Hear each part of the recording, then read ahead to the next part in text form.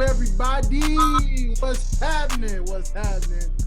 Hey, welcome to another episode of Pass the Ox, featuring yours truly, your boy, the Prince of Botch, Dwayne Dickey himself, joined by my oh so lovely co-host, known as the Queen of Clatchet. Hey, Queen of Clatchet. Come on now, Miss Janean Berry, talk to the people. How you doing? Hello. Hi, Dwayne. How are you? Hello, everybody. Thank you so much for tuning in. It's about to be another hot one. I'm excited. Let's do it. We got an amazing guest today. Yes, indeed. Yes, indeed. And you know, I'm a man of many intros. I am. I normally am. You guys know me for that. However, given the awesome co-host that I have here today, I'm gonna actually alley this thing over to her because she's actually responsible for the guest that we have on today's episode. So it's only fair to let her do the dope introduction for today. So, you are a hard act to follow, but I'll do it. I could do it. But here at Pass the Ox, we are all about elevating everyone in every aspect of this industry, whether you're an artist, a producer, a writer, whether you're starting out underground, mainstream, whatever. But today we have the pleasure of introducing you all to somebody that I go way back like 4 flats. Somebody from the stupid north side, 2 fingers and a thumb. Yeah. North. Stupid. But everybody, welcome to the show, the Nova Styles, aka Jamil. Hey, welcome to the show, Mr. Nova Styles. Thank you. I'm a little nervous. I don't know why, but I am. You're not. Don't do that. You're not nervous. I mean, the stage is my family here. Yeah, we family in this thing, brother. No need to be nervous about it, man. I mean, first off, welcome to the show. It feels good. How are you feeling today, my friend? Talk to us. How you feeling? I feel like a superstar already. Like it's you put your music out there and then somebody hear it, and off of that basis they want to talk to you and get your input about music. It's a good feeling because you put your art there to be interpreted by everybody. And then when somebody wants to dig deeper into that because they might have connected with it, or it just becomes a frenzy or something that everybody, when they want to know deeper, it's on. I mean, because everything that I write from the very first word that I use, it has to do it. I can, like, line for line, I can tell you what I mean, so. Oh, well, don't you fret. We will be doing a lyrical breakdown. I'm just joking. And don't you fret. Watch how y'all go like, yo, he has an answer for every line. Yep. Every line, literally. even if my answer is, I just said it was good. I just thought it would be fly. I have an answer. And that's enough. Yeah. That's enough. I just thought it would be fly. That is a beautiful, awesome thing, my friend. So that being said, welcome to the show yet again. And on this note, we're going to go ahead and get into some cool segments, man, because you are a guest on a dope show. And well, a lot of people listening out there and watching, shout out to you if you're listening on sixfamiliesradio.com, or maybe you're listening on Apple, maybe you're listening on Spotify, wherever. Maybe you're even watching on YouTube. And if you are, hello, how you doing? Good to see you. Hey, regardless of how you're listening, how you're tuning in right now, we just want to thank you first and foremost, but also let y'all know what time it is. This is how we get into the show. So first and foremost, Mr. Nova Style, since you are new to the show today, we do this nice little segment for an introductory period where we like to talk about what's in your ears. So without further ado, Cuzzo, Miss Janine, let's kick this thing off and talk about what's in your ears. What's in my ears? Okay, well, that boy Highlight Life dropped a nice little EP called Myself. So that's what's been in my ears. That's what's been in my playlist or whatever. Okay. So I do want to say congratulations on an awesome project. And I know that you're the host, but it would be terrible if we did not spend a little bit of time talking about it, because from what I see, it has been received very well. Yes. Yes, indeed it has. Second installment. A lot of you guys listening, y'all did hear the official announcement last week and the surprise slip announcement the week before. But yes, Myself, the second of a 3-part series. This is the second. So if you haven't already checked out me, go ahead and check out me before you check out myself, because it's kind of like trying to watch a sequel to a movie. You can't watch the sequel and then not have seen the first. But so sometimes the sequels are depending good. on the right, depending on the Right, right. Because sometimes sequels are good and like you can go back. Sometimes this is true. And for this that's this. Both projects are good. You're right. And I want to thank you for that, because apparently, based off the reception that myself has gotten, which is part 2, it seems that part 2 is actually doing better than the original, which is always good. You want the sequel to do better. So that's great. Is the third part going to be "And I"?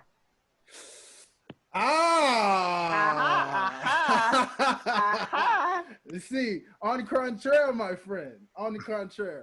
That's the beauty of it. Myself, I was like, is he going to do me? He heard me. See, I mean, you're on the right path. He was on the right path. It was close. It was close. But we're going to replace that one with a simple 3-letter word by the name of God.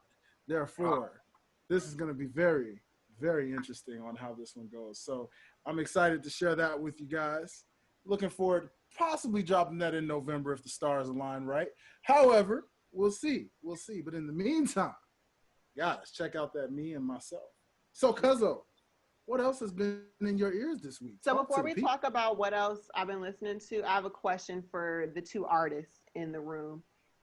Okay. Has streaming changed how we classify projects? Like, you know how there's LPs, EPs, albums, mixtapes.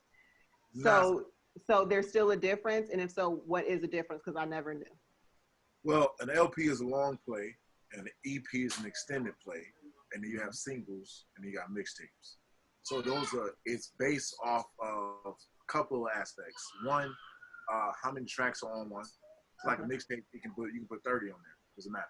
But because it's coming from an independent distributor, it's not necessarily being legalized through, mainstream distribution and companies. You know what I'm saying?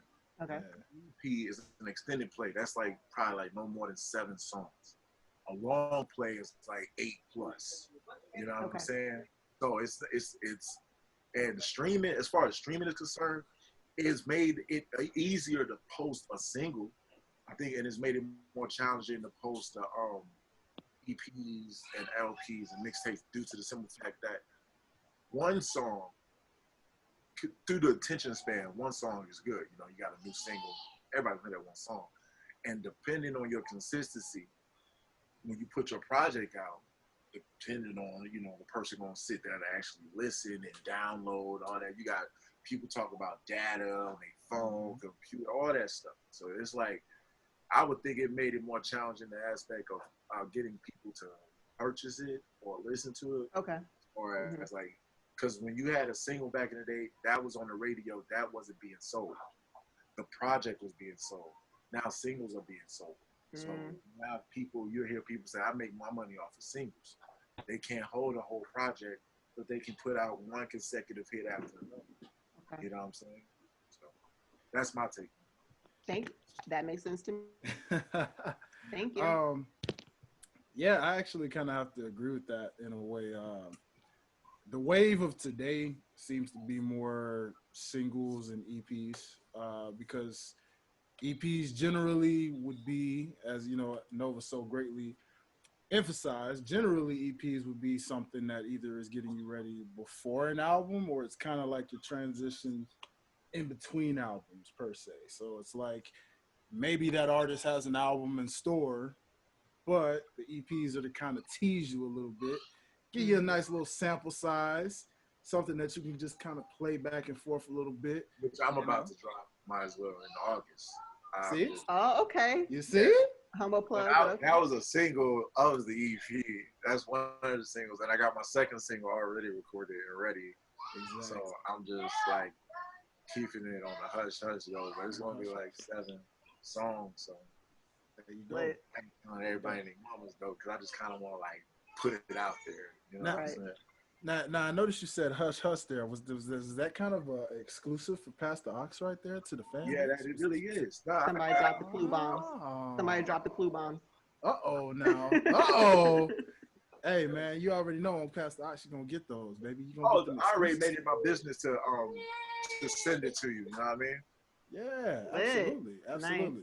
That'll be great because you could be the first installment of a new side show to pass the ox exclusively to the YouTube watchers out there right now. Exclusively to YouTube. We have a new side series called Plugged In, which is pretty much the baby past the ox.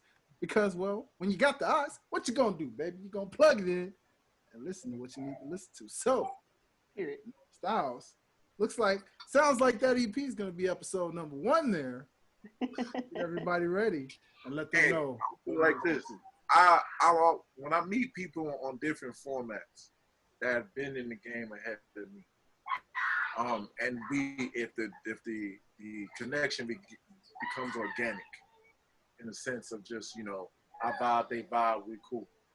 Yeah. I have no problem working with them because it's nothing being forced or contrived. You know, I give it to you. It's like, boom, okay, it's there, it's love. You know what I'm saying? Now, when you start making that, you know, big people money, I'm gonna start treating you like a big person. You know, if I gotta pay, I gotta pay. That's out of respect. Because the simple fact is, I don't believe in the friendship discount. I really don't. Because I believe that breeds an era of just bad things to come in the future. If your prices is $500, don't make mine $250. Just tell me it's $500. My job is to work towards that because not only are you supporting me, but I have to respectfully support you. You know what I'm saying? Yeah. And so it's like, you know what I'm saying? If that's whatever your price is or whatever your thing is, if I'm coming into that, don't treat me different because you do, you know, tell your success story. At least you can say, because my name means everything to me. So you can say, you know, that was a real one. He didn't ask for no handouts. He just did, you know, he grew with us and just kept with us. And that's how I was always taught unity in us in my home. So that's how I look at it. Like, you know what I'm saying? I'm not going to chump you, so you ain't got to worry about that. Don't chump me and we cool. If it's respect, it's respect. You know what I mean? That's how I look at it. Yeah. Love is love. Love is love, and I like that you intaked on that. So that's gonna be a nice little subject that we'll transition into a little later in the show, because that gave me a subject idea that we can definitely chop it up with you on about Mr. Styles. That'll be awesome. So, Cuzzo, as you were saying, what else has been within your ears before you asked us that great question that you asked? And went off into a tangent as I normally do. But so what I'm learning is that outside being closed is going to change how we consume a lot of new projects. Because I'm somebody who I have to be in the right vibe or the right energy or the right mood to consume certain music. So like for this week, it was raining all week. It was just mad chill, just kind of lounging around. So I found myself listening to like a lot of 60s and 70s rock. So like I was listening to like California Dreamin' and Hotel California. Don't say Hotel California because I will air guitar the crap out of those two solos. I love it. Yeah, the message and everything. Yeah, so yeah, for sure.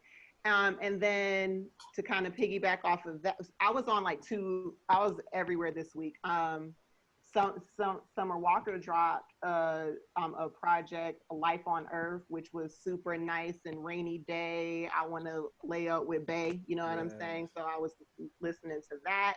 And then my brother's here visiting from Texas. And so when me and my siblings get together, it's like super high energy. We're goofy. We're joking around and playing.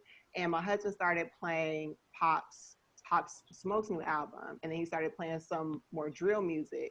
And being in that space and that energy, I received his album a lot better than I did first listen. So I listened to some Pop Smoke. Kind of like on some good shit to listen to Pop Smoke. I heard the album. Yeah, like it made me want to fight a couple times, but you know, it was cool. They vibe when you play Pop Smoke, get on the turf with it, but when you in like the 50 Cent type, DMX type of realm, then Pop Smoke, come on, then you be like, everything makes sense now. Like, yes.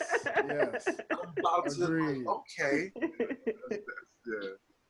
So I have a question about the Pop Smoke situation. So, well, never mind. I'll wait. We'll talk about that next segment. Okay, I'm done. That's what's been in my ears this week. Okay, okay.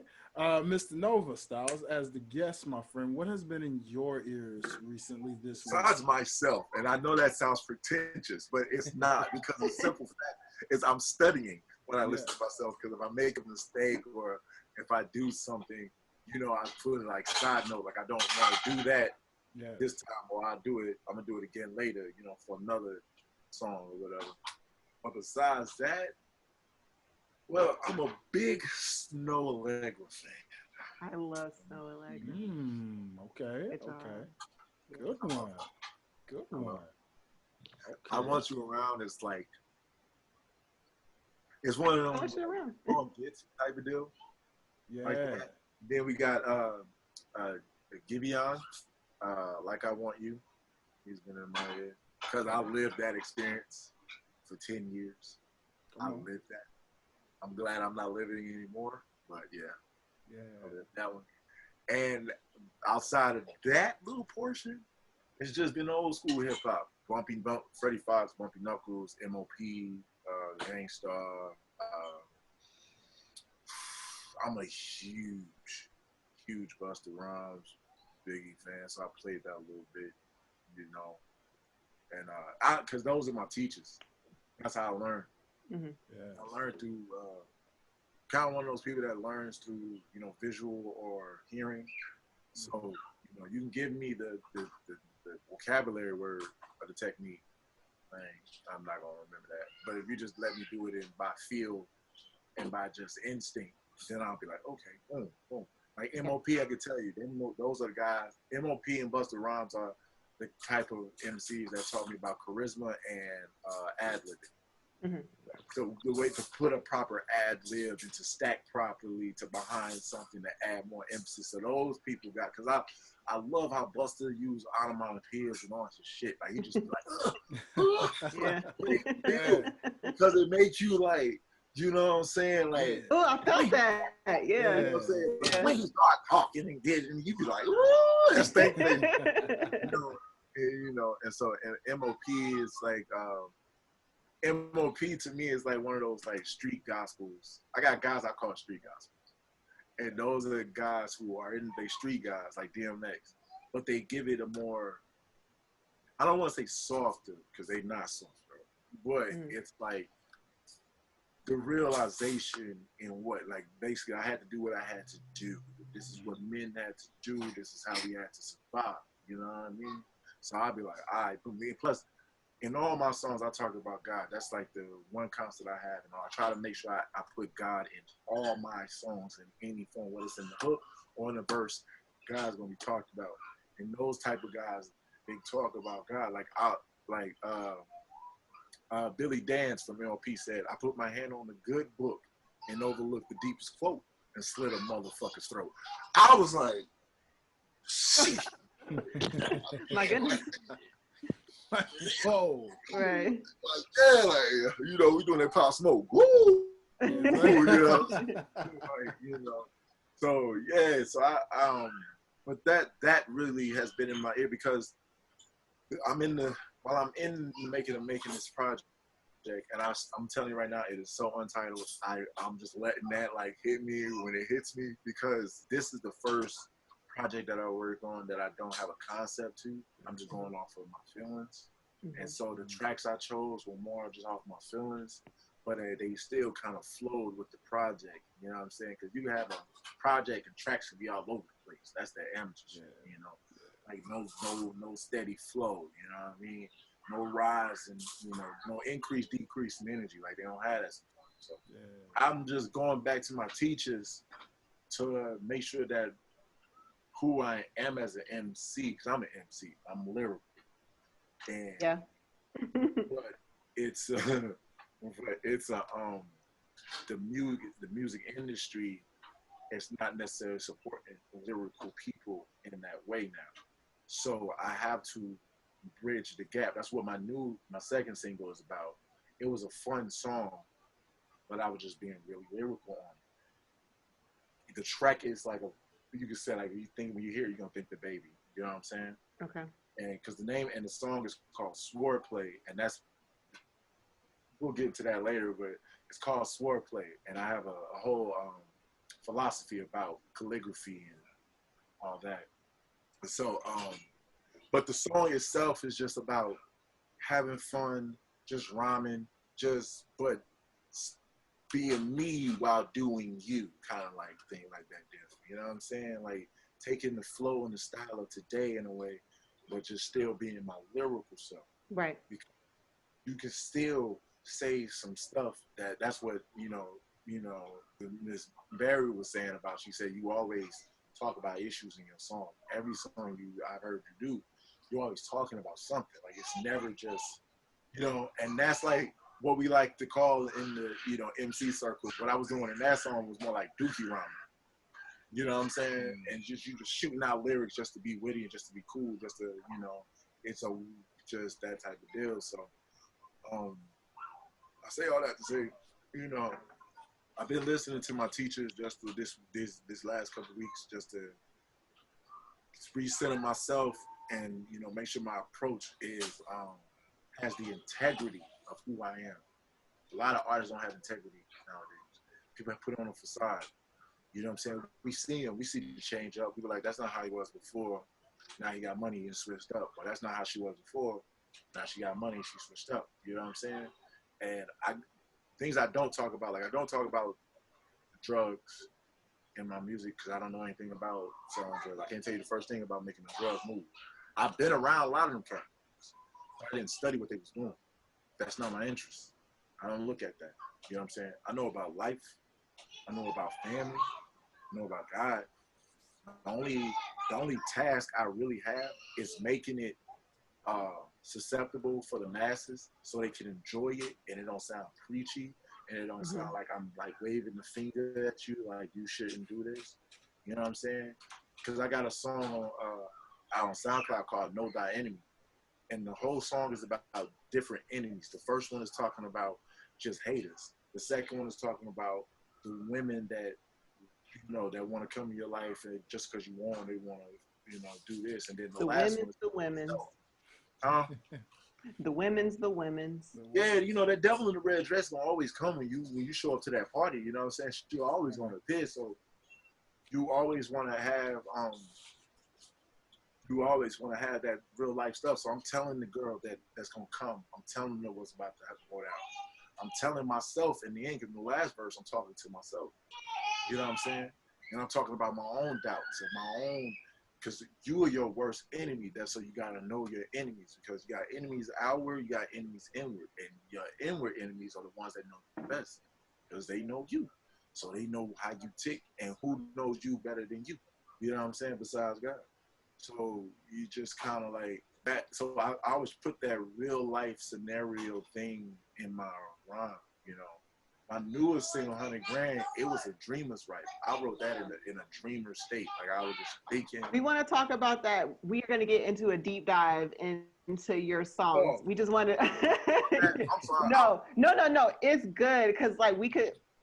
But yeah, let's save that for the deep dives. So this week I've been listening to your teachers.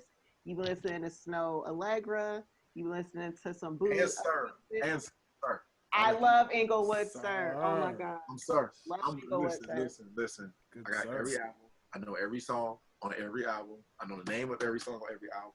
I know the length they're played on every, because when I first heard Something Foreign with Schoolboy Q, because I'm a huge Schoolboy Q fan. Same. Yeah. Huge. I like him. I mean, I'm not saying he's better than Kendrick as a fact, but he's my favorite out of the TDE because he had this rah-rah sense of it. Like, I'm an aggressive guy, so I like that aggression. But when I heard Sir, and then I heard Devil, and I was smoking to it. I'm sold. I was like, this nigga's a vibe. So, I've been a huge fan, man. Because when I heard November, the album November he did, and I was working at a warehouse that we could listen to music. You're supposed to be picking fast, so most people be playing trap music, but I was like, tell me who that nigga if it ain't me. I'm like, this shit. Jam in the R&B. Right. So yeah, that's what I've been plugging into. I love it. Yeah, man. It's a nice vibe, nice mixtures. You know what I mean? Nice feels. You know what I'm saying? I love that. I love that. So I guess for me in this week, it's been like my co-host here. You know, you kind of vary it off of how the day goes, how the week goes, all that kind of good stuff. And as you know, it was 4th of July, so at times I had some summertime feels. You know what I mean? It was like, okay, we peak summer, baby. So found myself listening to some throwback stuff. That just came. Some of the current summertime feels don't feel the same like a lot of our era in the early and mid 2000s and even the mid late 90s kind of deals. You know what I mean? So I kind of found myself for whatever reason I was in a Diddy mode for a while. Found myself going back listening to like some of Diddy stuff. Yeah, and it wasn't necessarily just Diddy as himself, but as everybody in their mama knows, pretty much Diddy is pretty much every other artist. Diddy is like various artists, so it's not just him. So I found myself listening to the Maces and the Biggies and the Day 26s. Day 26. Shout out to Listen. First of all, they get the traction that they need. Them or Danity Kane. Those were great. They were groups out of that camp. Like both of them. I agree. Yes. They were both. I was a big, huge Danity Kane fan. I was more Danity Kane fan than I was a Day 26 fan. But it's women over there, so of course that's what happened. But, what do y'all think? What do y'all think held them back from really taking off the way that they could have? Because both were really good groups. Do you think that we had kind of gotten out of the girl group, boy group type vibes, or what do you think it was? I think it's the reality show that killed it. Yeah, I think the reality show for me killed it because you start getting to know them personally in ways that you normally don't get to know your artists. And when you're a fan of a new artist that's hot, you don't. It's not rude to say that you don't care about their life. You just care about the project they put out. I don't know. Well, I think that things have changed because, like, you look at Cardi B, who was popping before the music. Like, people really supported her musically because she was like a social. Today. Okay. Yeah, I was saying back then. Back then, we was still kind of focused on just listening to music, not necessarily caring about the artist like that. Yeah. So when you got us looking at them and they going through their hardships, it makes for great television. Don't get me wrong, but it just takes away from wanting to hear their project because you're so busy in the show, you don't necessarily start listening to it. You forget the music. You know what I'm saying?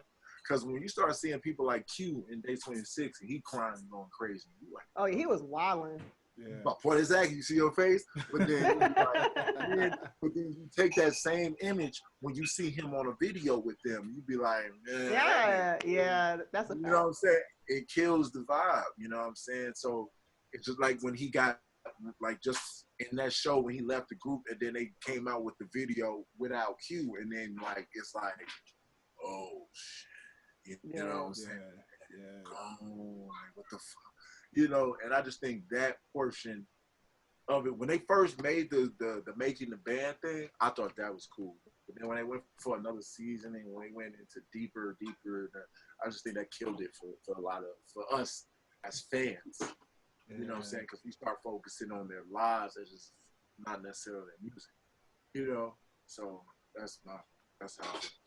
Yeah, I can relate to that. That it definitely makes sense. And I mean, for me, that was kind of pretty much the case. You know, it was like shout out to the echoes in the background. I love the sound effects. But oh no, everything's good, man. We do this all the time. So but that so yeah, if I wasn't on like some Diddy vibes, I was definitely listening still to Black's EP, 6-piece hot, because that's been the vibes for me like constantly throughout the week, especially with, again, when it was raining or if it just wasn't raining and it felt great outside. I like to drive, so having the windows down while it felt perfect outside, vibing to Black. Real quick, who has played DJ Yola? Ain't gonna let up recently because I know I have. I only played it because I saw your Facebook post to where you was like, I'm gonna start it off, everybody follow. And after that, Let me go ahead and play this song because it's perfect right now. It just does something to you. Yeah. Like, I don't know what y'all been told, but I can't get it. Just make it hustling you like, yeah. I'm telling you, it's nothing like a jam. You know, it's like a go-to where you're like, okay, this is the vibe for the day, and I'm gonna start that in the club, boy. That you play that in the club. You play back that ass up in the club. These are certain songs that if you play in the club, Nuck, if you buck, that's gonna definitely start a fight. Old Negro spirituals, yes. Yeah, these are Negro spirituals. You know what I'm saying? Like, yeah. When you hear that, anytime you hear that, you putting everybody just start, your hands just start moving. You just be like,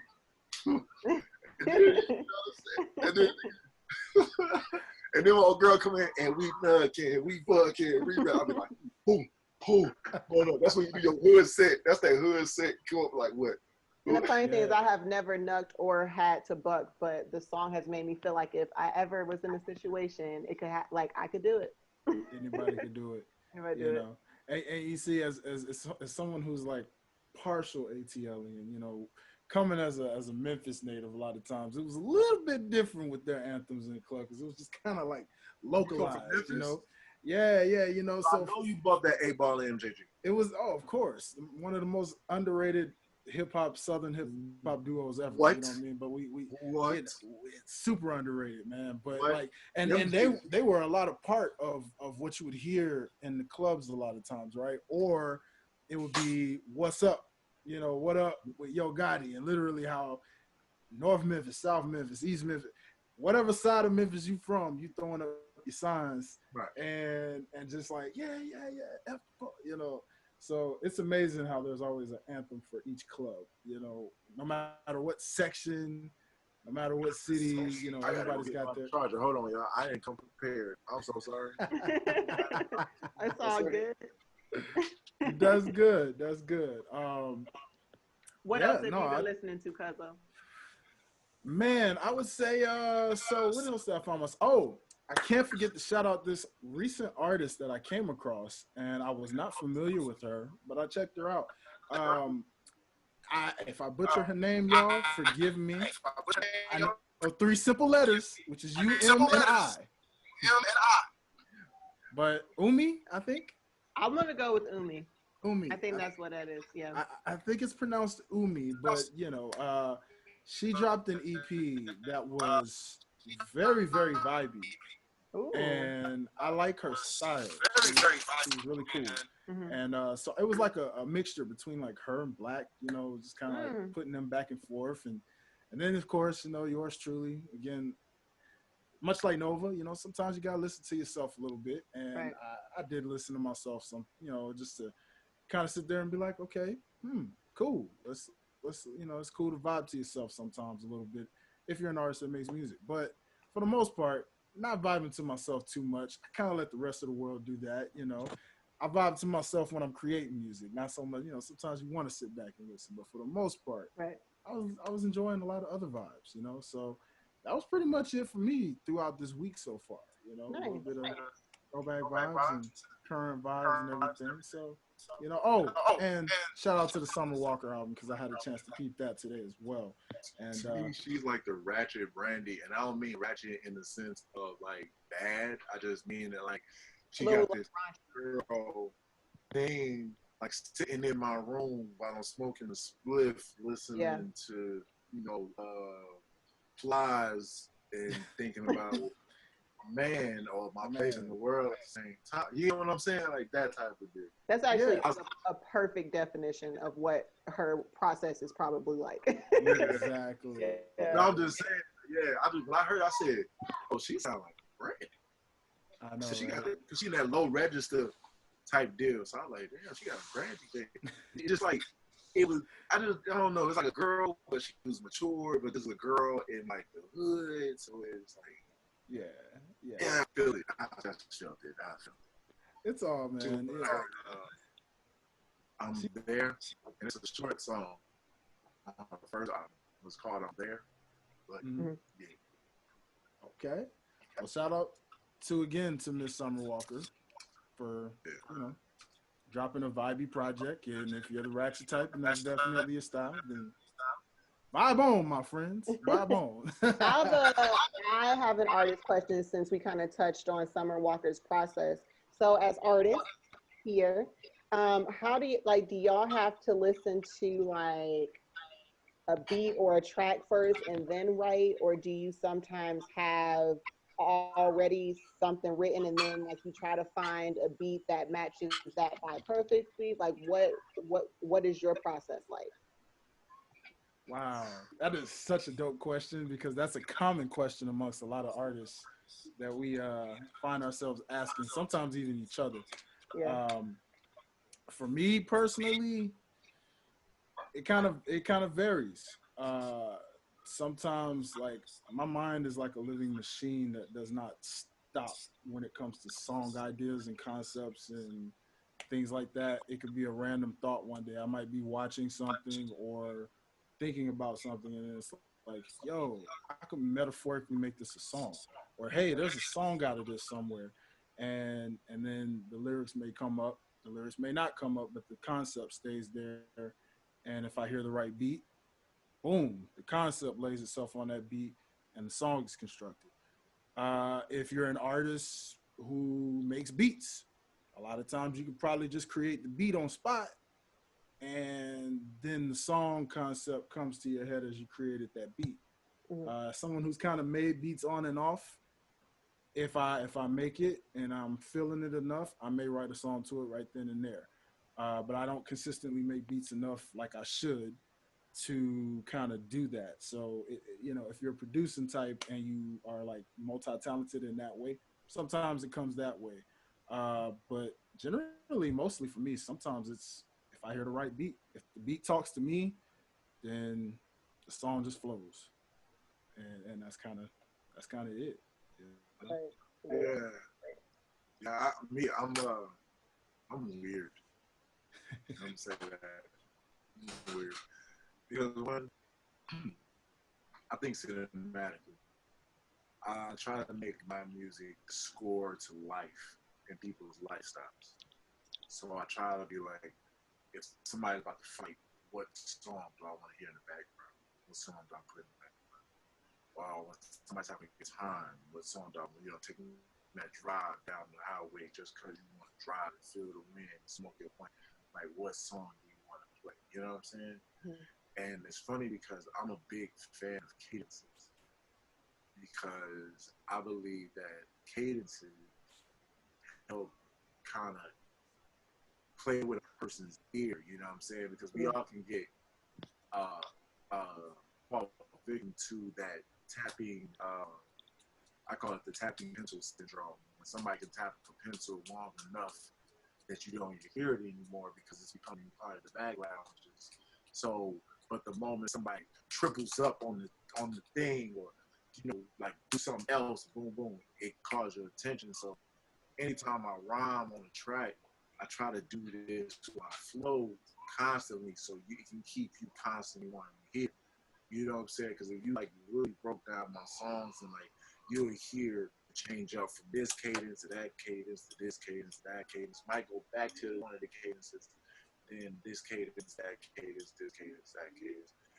And my hardest part of the whole song, I will say, the hardest part for me is the beginning. It's the first four bars. That is the hardest part. Because those are the part, to me, that's the part that draws you in. Mhm. So first I hear a beat and then I just like I do like a mumble like you know what I'm saying? Yeah. I'm trying to find things that I want to ride. So Yep. I don't have the Yep. word. So if you got like a boom boom cat boom cat and I just boom boom cat and I hear it, I'll be like, okay.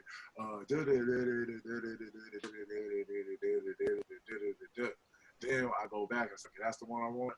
And then I'll say, okay, ripping, rhyming, and showing these people how I get it. You people forget it. I'm telling you now, I'm really with it. And then it's just like, boom. And that's Okay. how it's and and I write in the bathroom. It started when like in 2011. I No, seriously, I was on the floor writing a badass song, and I was just like, I'm writing some shit. And I said, you know what? So I just started understanding, like, every time I'm in, like, if I can get, like, a small space or something, like a booth type space, somewhere where I can kind of, like, really escape and just, like, not be, interrupted, because it gives me that sense of, like, this is my world. Within these four walls and these 6 feet apart, what I'm saying, dimensions, 6x8, whatever the case, it's like, this is where everything exists. Nothing exists outside this door. We have a big room. It just, to me, sound, you're trying to hear yourself, and you're just like, nah. So I write in the bathroom. I say, the reason I do it because I'm writing some shit. That's what I say now. But because I'm writing, get it, knee slapper. And so that's what I'll be like, but that's pretty much my process. I just kind of think from the cinematic role, and I'm a director, and okay, this person's about to walk down the street and think about their life. Okay, what song do I write to complement that scene? Right. That's pretty much it. I don't know. It's so interesting to tap into the mind of artists, because everybody's creative process is different, and like even for Jamil to like, he needs a small space because too much space is just allowing energy that he doesn't need. He just needs to focus. Like, you don't think about what an artist goes through to ultimately create that finished project. So thank you for sharing. Truth, indeed, man. I love hearing the different creative processes, and it's just good to see. I know for me also, one thing to add is I really do enjoy. I feel like sometimes I write my hardest when I'm around a group of people, whether it's they're hopping on the song with me, or it's just probably because of how I started was that way in that format. But like literally just being in a legit studio, whether it's a home studio, a legit studio, doesn't matter. Just 2 mattresses up and a microphone in the middle and calling that a booth. Doesn't matter. If there's a sofa and just like a floor, whatever, and everybody's just in there just chilling. Somebody may be over here playing some Xbox. Somebody might be over here writing with headphones in their ears, literally, and just like you said, mumbling to a beat. That also helps that creative process for me so hard, because it's just like, oh, somebody about to come with something fire. So Is that your like inner competitiveness to feel like, yo, I gotta come hard because I'm not trying to let anybody show me up, or it could be. I don't know. It's strange, man. I have when I write to myself, that's what I said for me, like how Nova shared writing in the bathroom. Believe it or not, I write in my sleep a lot of times. Like if I'm by myself writing, I'm writing in my sleep. Like I have lights off, beat playing through my headphones, sleep. Lyrics are in my head. As soon as I'm up, write them out, and it's like free flow. No problem. Real quick, have you ever had a dream and you was spitting and it was so good, it woke you up and you wrote it down? Because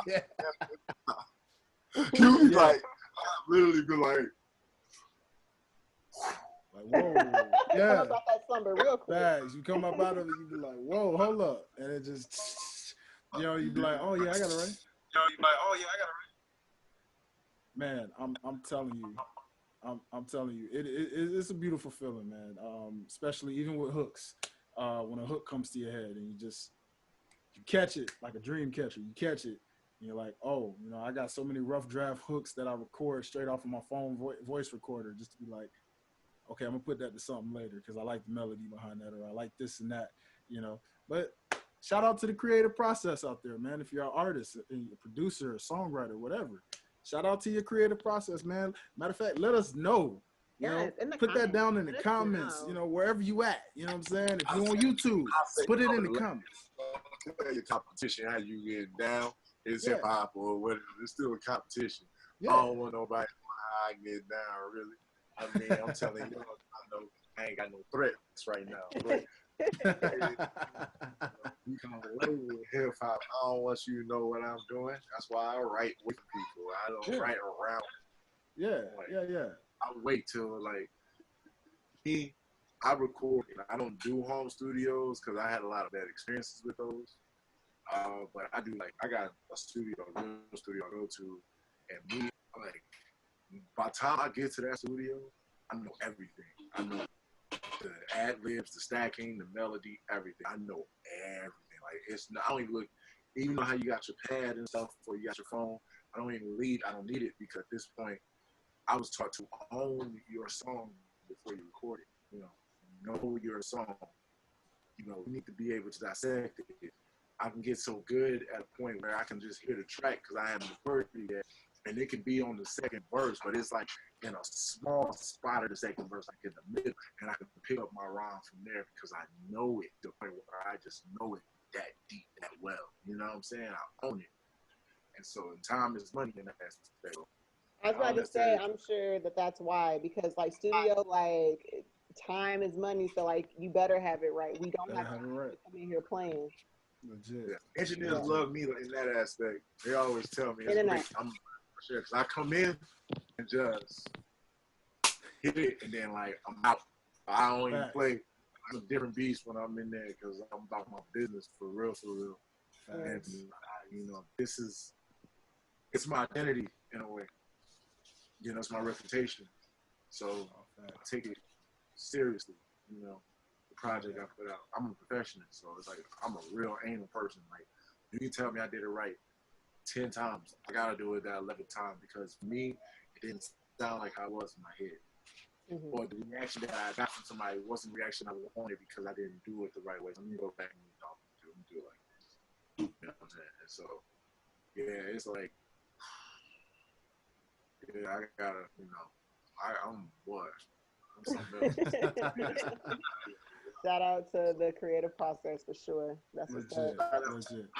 So, co-host, Ms. Nee, tell me something. Is there anything happening in this week's entertainment news? Anything? Why? There's so much happening. So we didn't talk about this last week, just because it's none of our business. And since it's been in headlines and there was a rebuttal that was posted today, I do want to touch on it. So August Alsina dropped a project, State of Emerge and See. And as a rollout, he did the interview with Angela Yee. He did a 5-part documentary on YouTube, which is available now. And I feel that he touched on a lot of heavy topics or things that we deal with. I wanted to start by saying Black men, but I think Black communities as a whole, he definitely touched on a lot of things when it comes to dealing with like healing, trauma, being expressive about your feelings, etc. And it was unfortunate that people chose to only focus in on the Jada relationship because messiness sells. But today, Jada Pinkett Smith released a Red Table Talk with Will Smith where they kind of addressed the August Alsina relationship, which he called an entanglement. Let me just start off by saying I wish somebody might call our relationship an entanglement. I wish you might.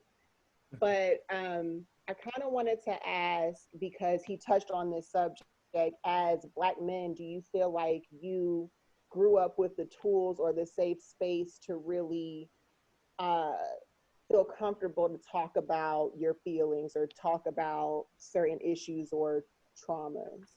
Because that was a lot of what the documentary was.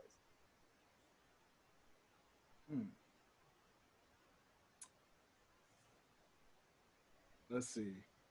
I think we got some interference over there on that side. So yeah. Okay. So, all right. So repeat that question for me because I was dissecting a little bit as I was listening. So repeat that question one more time. Okay. So my question was, as a Black man or just as a man, period, do you feel like you grew up with the tools necessary or a safe space to really feel comfortable discussing your feelings or to really have healing through some experiences, traumatic or not? Interesting thought about that is I would say so. Okay. I guess in my case, being the person who was, I guess you could say, like raised in a church environment, a lot of times, when it's safe to say, oh yeah, trust God, or vent to God, whatever your problems are. But like in an event of things of such as like, okay, well, not having a father around most of your life, or you know, like you said, traumas. I'm blessed to say I'm one of those who doesn't have a Yeah. whole lot of those or many of those. So I can't express how that feels. Uh, but I mean, in my case, there were things. Yeah, if I had, I was fortunate enough to have a lot of people around who would just be like, you know, hey, come talk to me.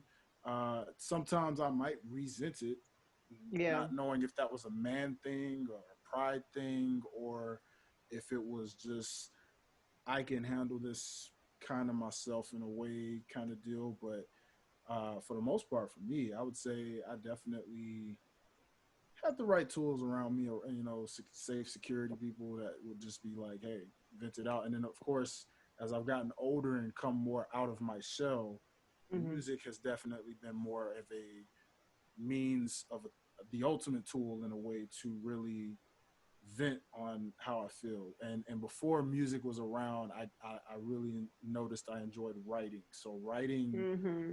could also help that, you know, whether it was journaling, whether it was writing poetry, whether it was, you know, anything, you know, telling a story.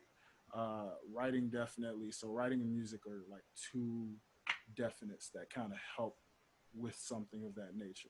For Yes. sure. And I'm glad that you shared your perspective because although what he went through is a lot of people's story that grew up in similar environments, it's also important that we emphasize that being Black isn't a monolith. So we don't all have the same experiences. And some of us did grow up with a safe space, and some of us did grow up with the tools to feel comfortable talking about our feelings, whether you're a boy or a girl. So that's really, really important. Now, again, the relationship is none of our business, but since we're here, do you think that it's more realistic to be in a monogamous relationship and only be with one person for the rest of your life? Or is it more realistic to have a Will and Jada type of thing where we're like, hey, at the end of the day, it's us, but if we need to separate for a while and kind of do our own thing, but still know that is us, Mm-hmm. then we are accepting of that. Ooh, man, that is one of those questions that, Yeah. to me personally, that comes down to what the individual or individuals believe in. You Yeah. know, because marriage is a covenant, and it's like, you know, when you come together in agreement, you know that generally it's a biblical kind of deal for you. My But bad. I'm back. I'm back. hey, welcome Welcome back, My fault, back. sir. troubles. My fault, troubles. My bad. Oh, good. Okay. It's okay. I would say it all varies. It kind of just varies off of the individuals and what they feel, what their minds are going with. I mean, me personally, uh, I am more of the I'd rather be with that one person because I'd rather be with you. Ooh, yeah, okay, yeah, sorry. well, I have you no. know, because there's no point in being married if that's the case. Like I don't get it.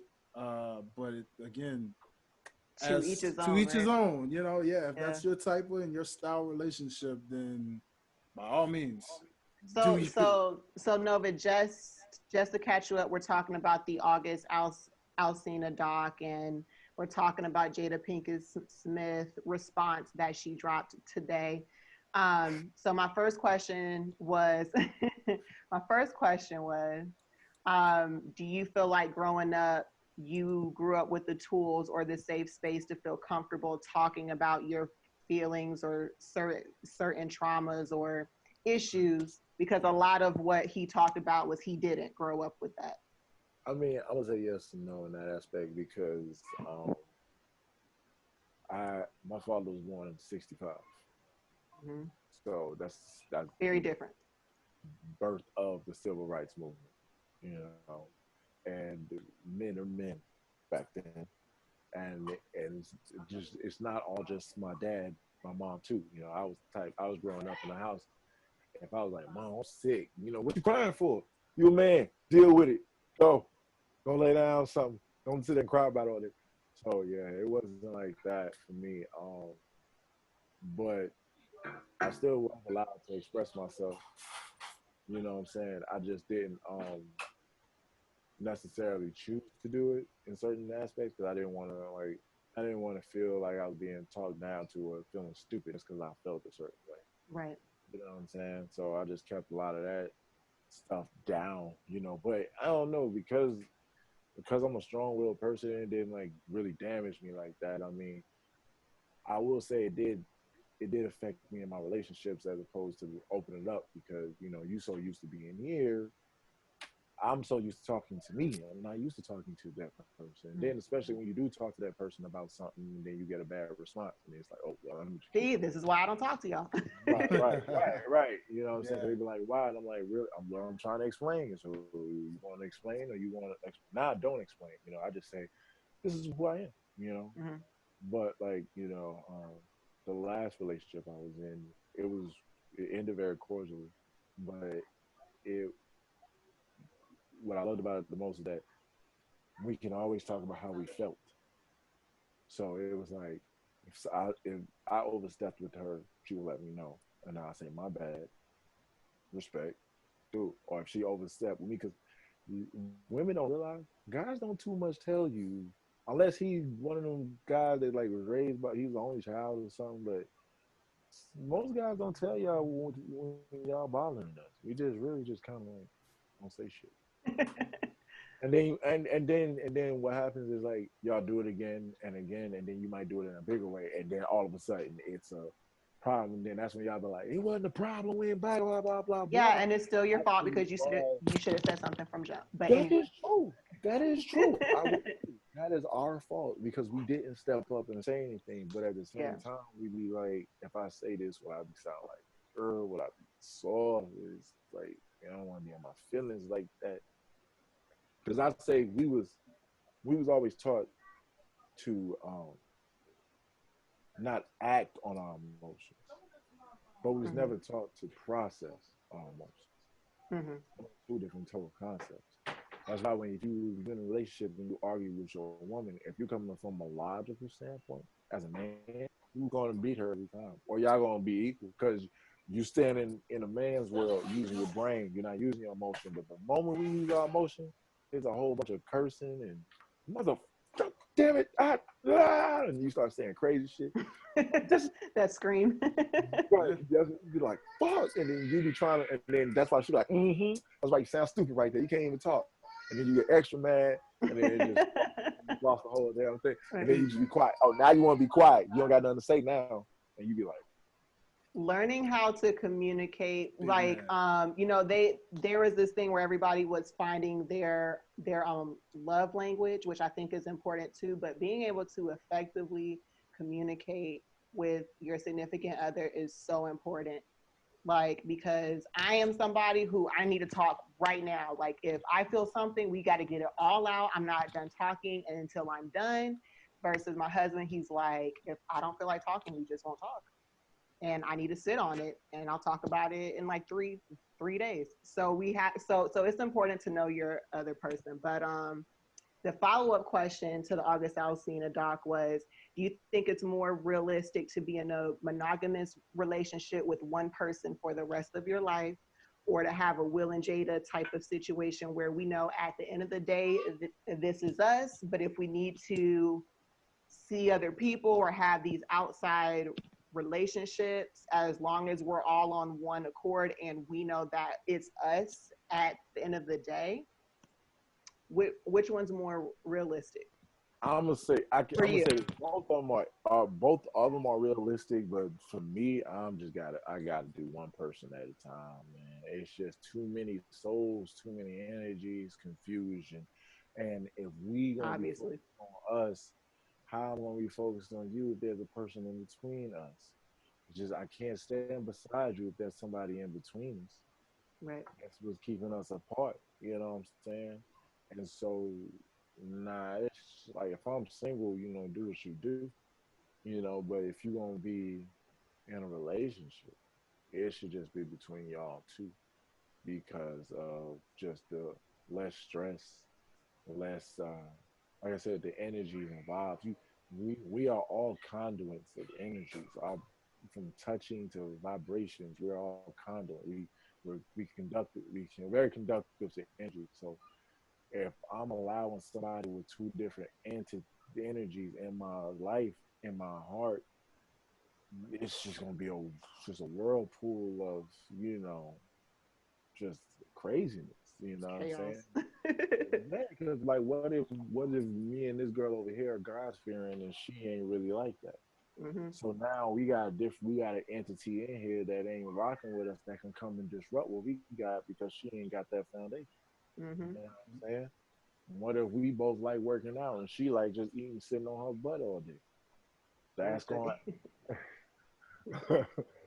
No shots fired. But I'm just saying. Well, I'm just saying to each his own. But I'm just Yeah. saying, like, you know, if you and one person have that, you know what I mean? Yeah. If you and that one person have that conversation, and truth, that's all you need. You need that one person that's gonna be the vault of all your secrecy, your innermost thoughts, your feelings outside of yourself. That person to me should be the person you should end up with because that person know all everything about you. If you are about to blow explode, they know how to diffuse you. If Hmm. you are happy, they know how to be happy with you. You know what I'm saying? At times you can think about in your past when you've been a happy person and the person you dating wasn't as jovial as you, and it's just And pull draining. down your Like energy. you Yes. be like, and they try to make it seem like you being happy is the issue. Yeah. You know what I'm saying? So I think one. I say do one at a time, man. Like Dave Hollister said, one woman man shit. You know what I'm saying? I can't. Plus, Well, I'm gonna we're all forget. in agreement there.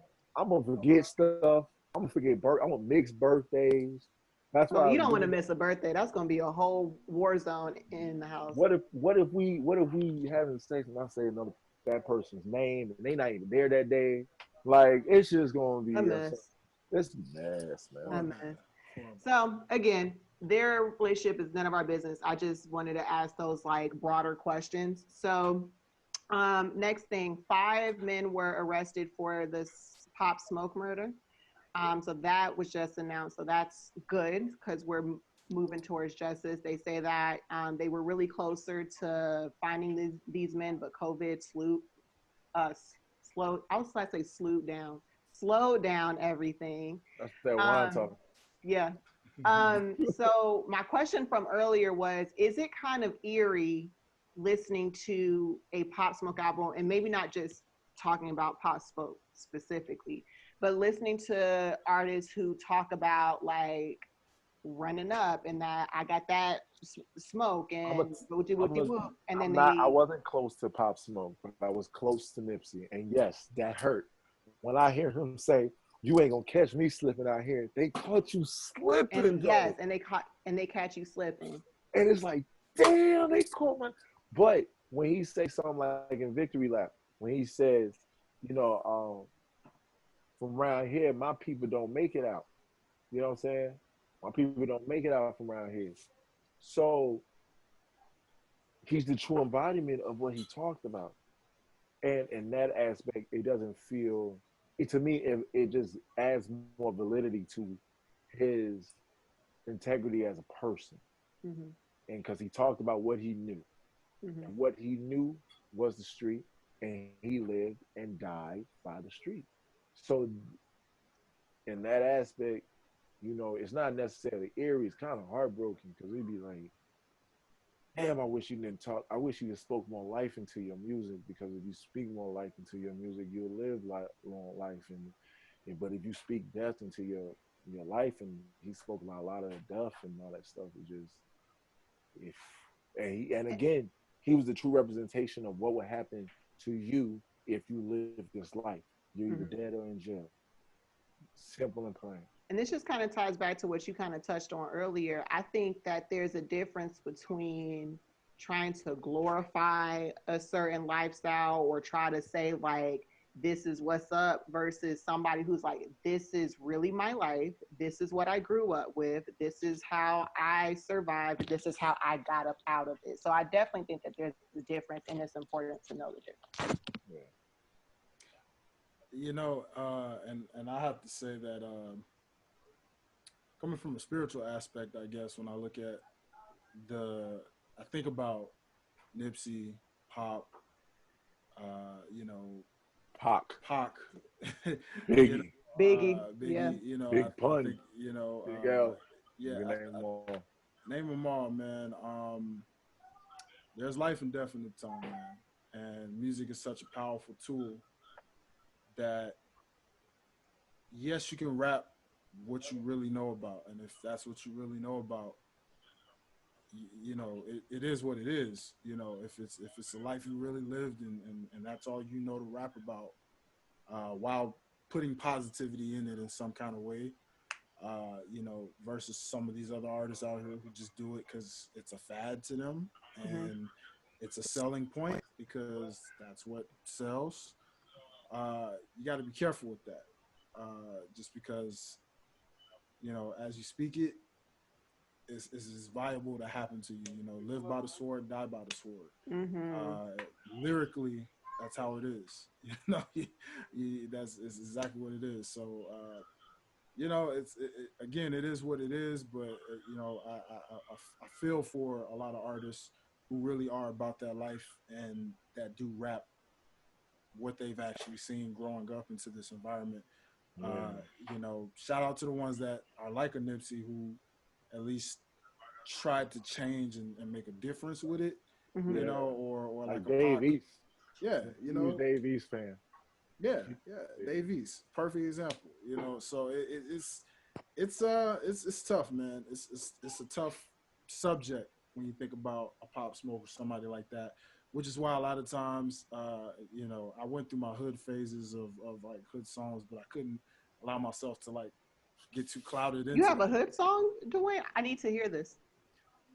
That was so long ago. I'm talking about the It's in the Jeezys. archive. And Yeah, send it to me. the Jeezys. She No, like, I no. don't hear Oh, none of oh, that. not me as a rapper. Oh, No, you have like no. a playlist. I'm Okay, talking I about thought you was like no. spitting it. Oh Okay, heck, gotcha. no, no. Never have As been I about say. that life and never would rap Okay. about it. I Yeah, don't rap I about. I'm like Nova here. I don't rap about stuff I don't know. Yeah. My stuff people is try to all get you to do that though. That's the they Yeah. funny do. part. They I've do. heard They so try. many people say because they like my voice, they want to hear me do a trap song. But here's my problem: I don't trap, so Yeah, I can't talk about it. People yeah, say it's for to them they be like, "Oh, it's just music." No, to No. me, it's honesty. It's yeah, being real because if you talk about the street in that aspect, the street is going to test you. yeah, Mm-hmm. It ain't gonna be like no like you just like don't get me wrong, we got Takashi Snitch Dime out here and he out here living his best life and I can't rock with anybody. That's why I I'm gonna say shout out to YG. If he ever hear this, shout out to YG cause saying he ain't messing with Nicki Minaj cause she messing with him. And Yeah. that's where I'm at with it because I'm about to cold. Yeah. yeah, What Nipsey talk about, Dave East and certain these other artists, they talk about the code of the street. It's yeah, not glorifying, it's telling you how it is, the Yeah. politics, the yeah, psychology, the yeah, relationships, the Mm-hmm. drama, the yeah, happiness. It's all following a specific code. And if yeah, you don't live by that code, you ain't nothing. And yeah, so for somebody like Nicki Minaj, who tried to make a persona that thinks that follows the code, you try to talk like I don't mess. You heard her say she don't mess with snitches. You heard her say, but then you got a snitch, and because you're mad because a younger, light skinned girl took your spot, and she Oh, was really about the street than you were because she ran up on you and asked you where you at, and you was on you had your back literally against the wall, getting protected by your security guard. So when your car got pulled, now you just want to be just this anarchist. You just want to just drop everything you know about code and loyalty and all that stuff, and you want to lie in bed and do break bread with somebody who snitched and literally broke the code. That's just that. And then the fact, and don't get me wrong, I don't wish death for nobody, but the fact that he's this comfortable, that's a problem for me. Because in the street, rats don't get nothing. You don't get no L. You don't get. well, I mean, here's you what don't get. I'll say about that, because like that's a whole nother tangent. Yeah, But I yeah, feel yeah. like yes, he broke the code, but I put the responsibility on the OGs that because like, why are you allowing somebody you know is not about this life, who's not going to be loyal, who's not really from this?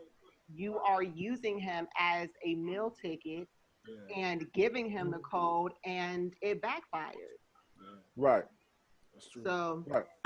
but yeah. Rest in peace, Pop Smoke. Rest in peace. Next on the list, Janelle Monáe is rumored to play Storm, and I know that folks are way more accepting of this than we were about Beyonce playing it. So this is. I was scared. Okay, this is a step in the right direction.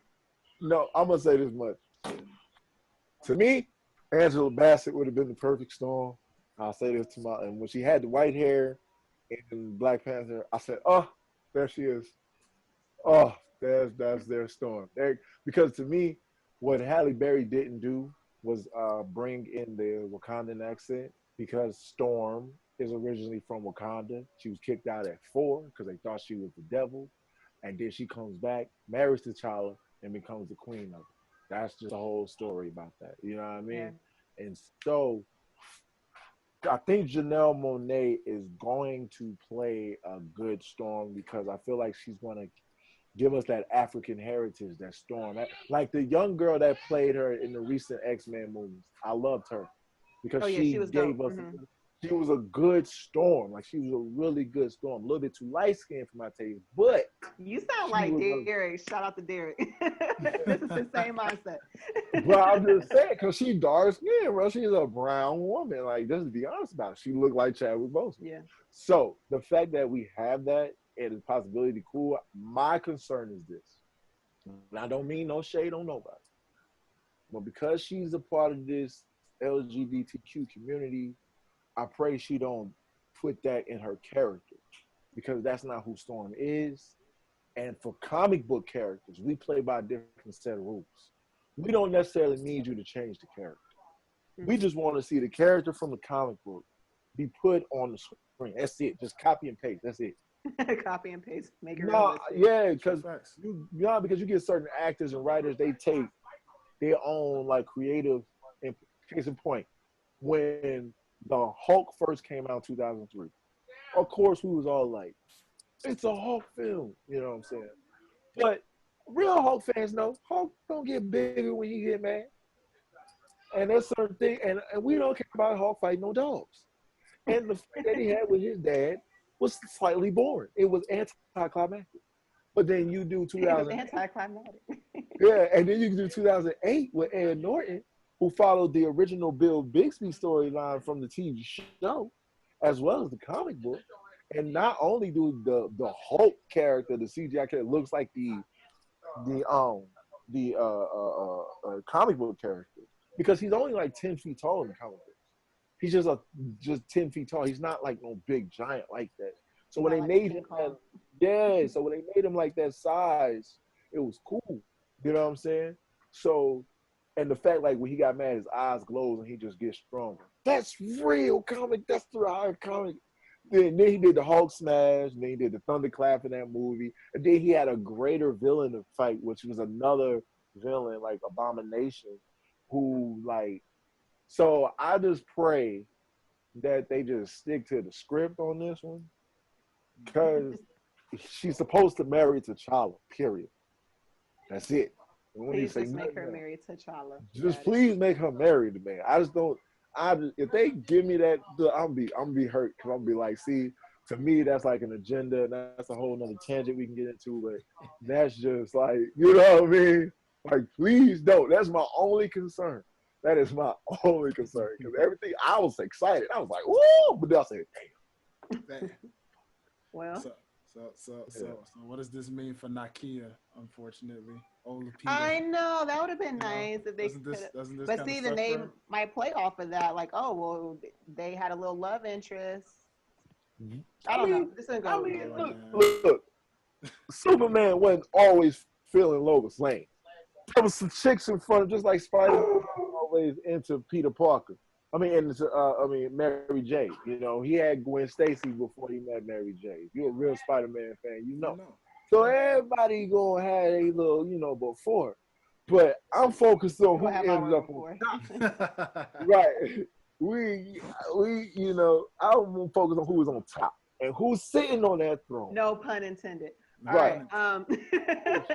No pun intended. I want to go in there. Now, Well, all right. What do you think, Dwayne? Are you in support of Janelle playing her? okay, so for me, I'm gonna be real with you when I say I have never in my life seen her act, so I can't even judge her on this. I can only pray that if she can act as well as she can She sing, can. okay, I'm gonna try to trust you guys off of that because I have That never Antebellum, she seen did her. pretty well on the standalone. It just the movie was weird. Sometimes a person, an actor or actress, can get a good, can be good acting, but just have a bad script or a bad, Mhm. what's the word I'm looking for? Interpretation. They gotta go through, and so it'd be like a weird ass movie, and they doing good. Don't get me wrong, but then you be like, wait a minute, the plot. But just the story itself, Yeah, something like, that. Sure. Sorry, you know what guys. I'm saying? Oh, you good, man. You know what I'm saying? He doing his job. He get paid to protect the house and bark. Yeah, but but yeah, so I'm telling you she can act. Yeah, So, she's good. and if they gonna give her if she gonna be Storm, she Mhm. definitely gonna kill that accent part. Yeah. Hey. Because Storm is like in the army, she would be like a lieutenant or something. She big, like in the comic books, people follows her lead out in the field. Like she would be like the one in charge. Like Charles would be like, "Hey, Storm, run point on this," and then she'd be like, "I got you," and she telling everybody what to do while she way in the back, causing a whole cloud storm, just covering up with fog and shit. But she, you know what I'm saying, she runs shit. So, and that's why I didn't like about what they did with Halle Berry. She wasn't like the like she was quick to be like in today's world in the hood, she'd be quick like, bitch, who you talking to? You need to know who the fuck I am Laura Monroe, motherfucker. That's who Storm is in a person in personality. Yeah. So if she don't have that presence on the screen, it's just like what's she there for? You know? We shall see. It is only rumors, so we shall see. As a Marvel fan, in my experience, when there's a good rumor, like a good casting, 9 times 10 is gonna happen. We shall see. We're gonna see. Indeed, man. Indeed, we Indeed. shall see. So hopefully Storm is not like Spider-Man where it's just one of those cases where until you got to go through so many until you find the right one. Andrew Garfield is the best one. I don't care. I'm gonna leave it at that. We saved that one for another debate on another show, my friend. Another show. All right. Now, last but certainly not least, in this week's news, T.I. Who do y'all think is gonna actually battle T.I.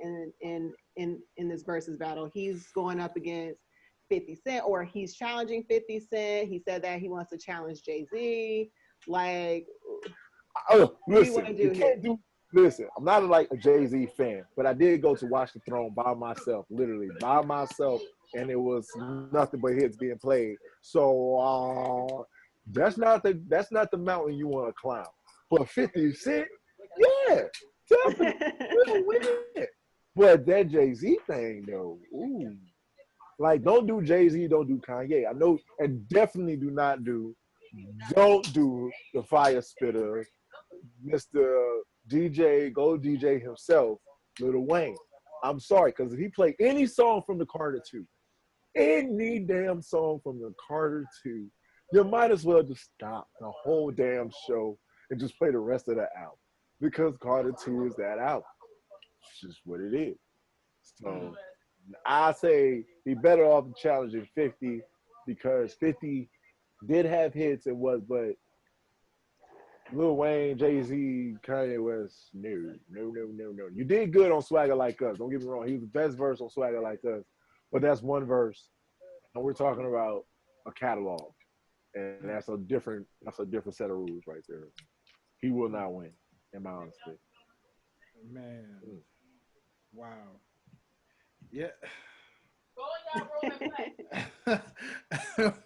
Well, but I'm not a Jay-Z fan either, but you definitely don't want to go down that route. So no, And Jay-Z don't even- wouldn't like. He's even. not about to do a versus battle with anybody. I don't think. About the culture, you should be. I think if you're about the culture, it's not about him. It's about us. It's about being connected with your audience in a more intimate way. We can connect when we hear those songs. We can relive the memories. Jay-Z don't give a. I know. He doesn't. I know he don't. That's true, but I'm just saying, like, I get he it. should. You know. Yeah, I mean, in Tip's case, I mean, it's just, I mean, dude, one of your hits samples Jay-Z, so that wouldn't make sense. Yeah. So it's kind of like You about did do that. You don't want to do that one. Nah, you don't want to do that. So And then Kanye, he's just that guy. I don't like him now anymore because of all the extra stuff. But musically, no, don't do it. Don't do it. He can play. Listen, Kanye's so good. He can play other tracks that he made for other people and still be making. Like he could play. What if he decided to play Hard Not Life? He made the track. He can play it. It's like that's a hit record. We talking hits. Come on now. We talking hits. Like hits. You like that's what we doing? So okay, do you want to do Ludacris stand up? Like this man has hits. A. Marie's. Why don't we just fall in love? Like this guy can play a lot of shit. No, just stay with 50 Cent. He's more in your range. That's your arm range right there. You can bring him in. The other ones just don't. And Lil Wayne, no. Just say no. Say no. Well, T.I., we are still trying to find someone to go up against you. As of right now, it's looking like 50 Cent might be the only one we should be going up against. That or Floyd Mayweather.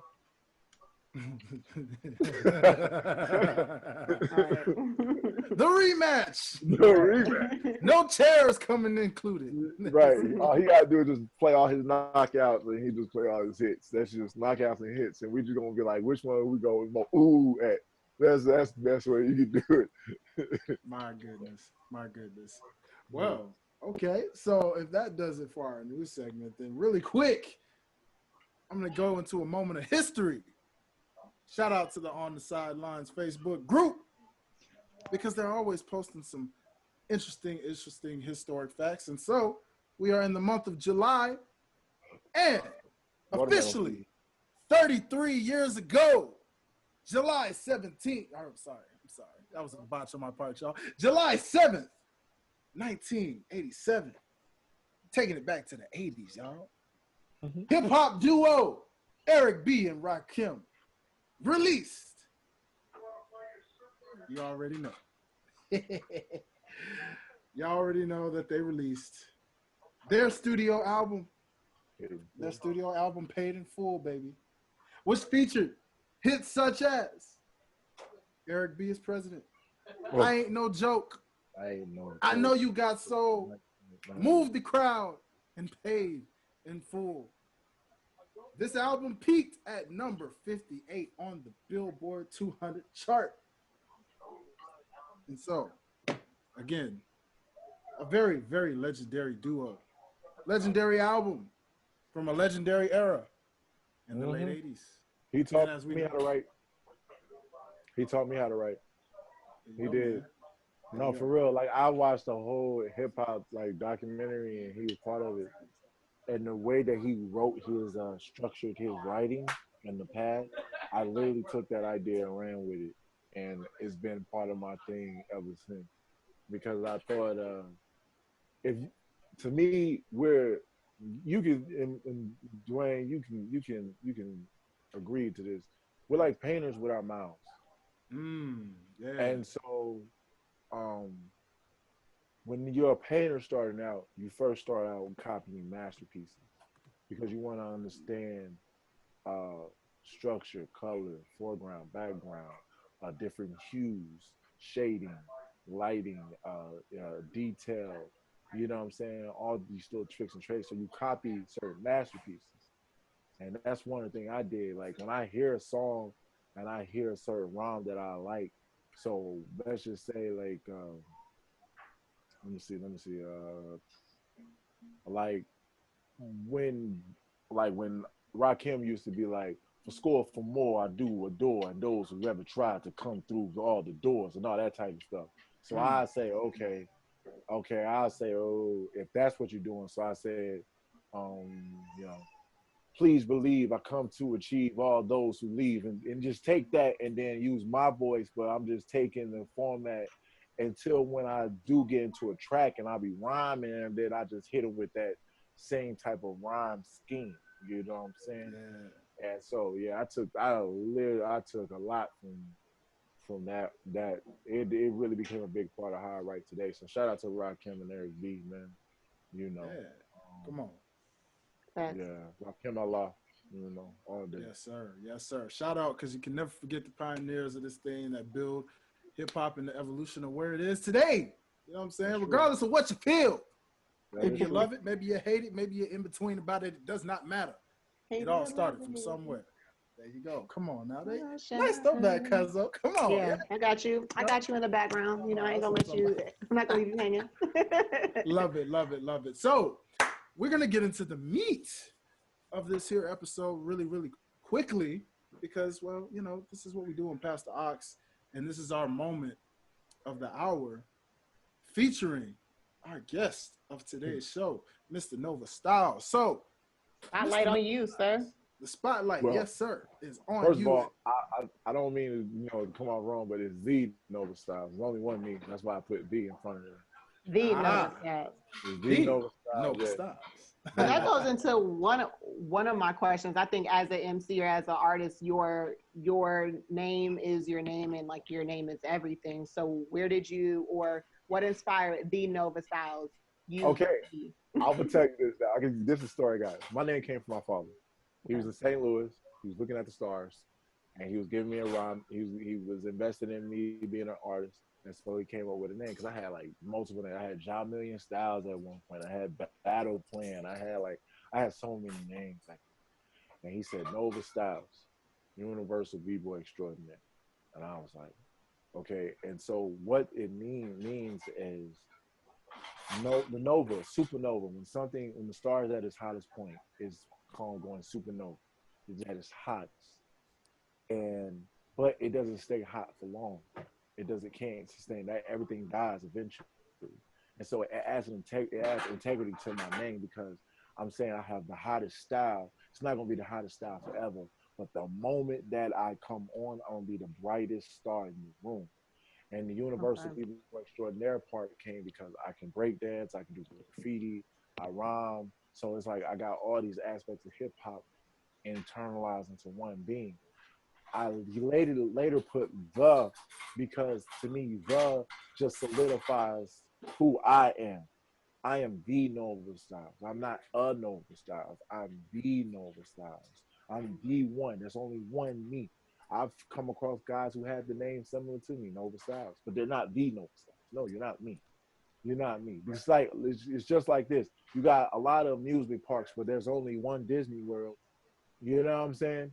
There's only one Disney World. So yeah, there are amusement parks. That's an amusement park. Six Flags an amusement. Bushwick Gardens an amusement. But Disney World. Which one you stacking up most chips to go see? Which one you planning your weekends off to? You know what I'm saying? So it's like I just added the B part. That part was me. The rest was my dad, and he just based it off of my personality. And so that's where the name came from. And I loved it because for me, I'm a big comic book fan, and I sound like a comic book character. So I was like, hell yeah. And I was like, down with that. So yeah, that's how the name. Yes, sir. Yes, sir. So, That is awesome. In 07 too. It came in 07. Okay. That was a great year, by the way. That was a very lyrical year, if I might add. You know, but hey, I'm just saying, 07 was a phenomenal year. But the Nova Styles, kind of like the artist formerly known as Prince. You know what I'm saying? So I dig that, man. The is a very important acronym that you have to put. Yeah. When you put it, it's just like doctor. Yeah. Or professor. I worked hard for that doctor. I worked hard for that professor. Yeah, for sure. You got, like I said, the God, the Son, the One. You know, the Nova Styles. Yes, sir. Yes, sir. So let's go a little more deep into Hunnid Grand. because you explained a little bit early in the show, but now let's get into the meet and greet behind the upcoming project and why Hunnid Grand was the first to say, okay, you're released to the world before we release the rest of this new stuff. Well, because my earlier content was so heavy as far as talking about issues and real life stuff. So I wanted to give something light because when I started this whole endeavor in '07, when I said I wanted to do this, I was writing party records. Life got on me, experiences.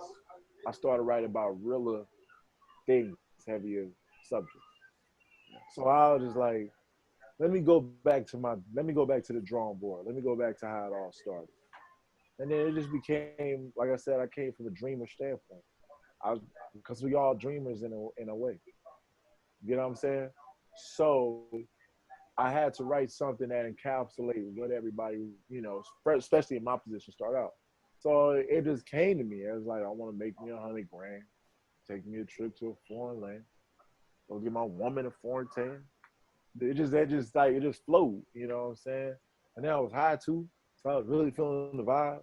So I was like, hell yeah, because what do you want to do? You want to make you some money. You want to travel the world. You want to spoil your girl. You want to be close to God. You want to know who you are in the success.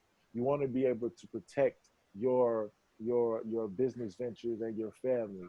You know what I'm saying? And at the end of the day, you don't want to tell everybody your business. You know what I'm saying? When you making your money move. That's why I said I would talk about my money plan, but that right there is just too advanced. Because I got this thing where I say I speak in king speech. And king speech to me, and queen speech, for all the females that's out there. King and queen speech is about talking your wealth into your being, not necessarily in your pocket or your equity, but into your being. I'm speaking in a higher form of intellect and a higher form of expression. And I'm, speaking my things, and putting on these projects together. I'm talking about more uplifting things and higher forms of intellect. So in that aspect, I try to make sure that I stay elevated because to me, like, I'm not saying it don't have its place, but talking about bitches and hoes is kind of like peasant talk to me. You know what I'm saying? So it's like it's not necessarily that it don't interest me. Yes. I understand that, man. So what's your initial inspiration? First off, what's the next single that's coming behind a single like $100 grand? Is it a storytelling feel, or is I know you mentioned how this project is kind of just one that wasn't really a creative thought process, it's just like feelings that are kind of like collected together. So what is the next feeling of, okay, I think this is the one I'm gonna drop next? Swordplay is okay. The title Swordplay came from, I'm a martial artist. I've been doing martial arts since I was 8. Okay. And one thing I'm a fan of is swordsmanship. And in the Eastern cultures, you are taught calligraphy to practice your swordsman because it all works in the wrist. So they teach you, calligraphy, And so I look at my form of writing, my style of calligraphy as swordplay. So I just said, I'm gonna do it like that. Plus, it plays on the fact that I am lyrical and I can viscerate and slash anybody on the mic, regardless of who it is. So it just plays on that arrogance as well as that cultural reference and intellect. You know what I'm saying? And so this one is more and way upbeat. I start off with, boy, I can't take this shit no more. This basic live in the feds, probably got my DNA. No more this fit and what you got in here can't phase me. You lacking vision. You niggas surely want to play this game because you'll get stricken. And then right after that part, it's just this energy. Matter of fact, I'm going to send y'all an exclusive to y'all emails and y'all give them to me. Oh, yeah. Hello. Sound effects coming soon. Right. Soon. You whack rappers. Right, right. I sway. Shades on. So, but yeah, that one. These two projects, these two particular songs I'm putting out back to back, because it's fun, and right now we got so much heavy, content in the world, not just in music, but just in the world. Yes. And so this one is not trying to, it's not trying to shy away from that because there are songs that are out that like I got one song called Marie's Karma, Mhm. and it stands for Marie Antoinette and stormed the Bastille movement and how her story ended with her being beheaded in front of all the masses and the the people of that country that held her and her family responsible. And so that is talking about taking it back for us, taking the hood back and redefining it for us, not allowing those type of powers to come in. You come in I want you to be able to come in my hood and be like, it's a whole other world in here. Cause I want us to have cats with AK-47s at the gate. And if you ain't looking like us or you don't belong here, you need to turn your ass back around. Cause I got that concept from watching the movie Sin City, because there's a segment where the cops don't go in. The hookers own it. They already shooting at the car. You pulling up, they shooting at your car. They cops work. And that's what we should do for us. We should take back what is ours. You know what I'm saying? I have a line in that song specifically saying, when I start off, I said, move out all the oppressors, leave them screaming and running. If it's nothing they claim we have, why we buying it from? So I'm like, just take it. This not theirs. They saying we ain't got nothing.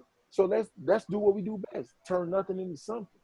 And then from this on, we don't let nobody come in. Yeah, it might be segregated, but we need that segregation. I get tired of people trying to tell that we should not be segregated, but we've been segregated all our lives. But the moment we want to try to keep something for ourselves, oh, that's segregation, that's racist, that's not. I'm like, bro, come on now. If you can have something to your own in this country, give us something for us, or not even give it. We're gonna take it, or if you gonna stop us, you have to deal with it. And so that's what that song is about. You know what I'm saying? So I cover all type of topics in there. I got one song for the girls. And this one I like is funny because it's about that old school way of courting a girl. You No remember one courts anymore. right? And Oh my gosh. like that old school video when the guy would chase the girl down the street. We don't chase the girls down the street no more. We don't be behind them trying to impress them. That's nature. That's literally in our nature, animalistic. We are primally at a primal level. We are designed and programmed to want to impress females to show that we are a suitable mate. But now it's just come here, ho. I got this money. Come here, bitch. I got this money.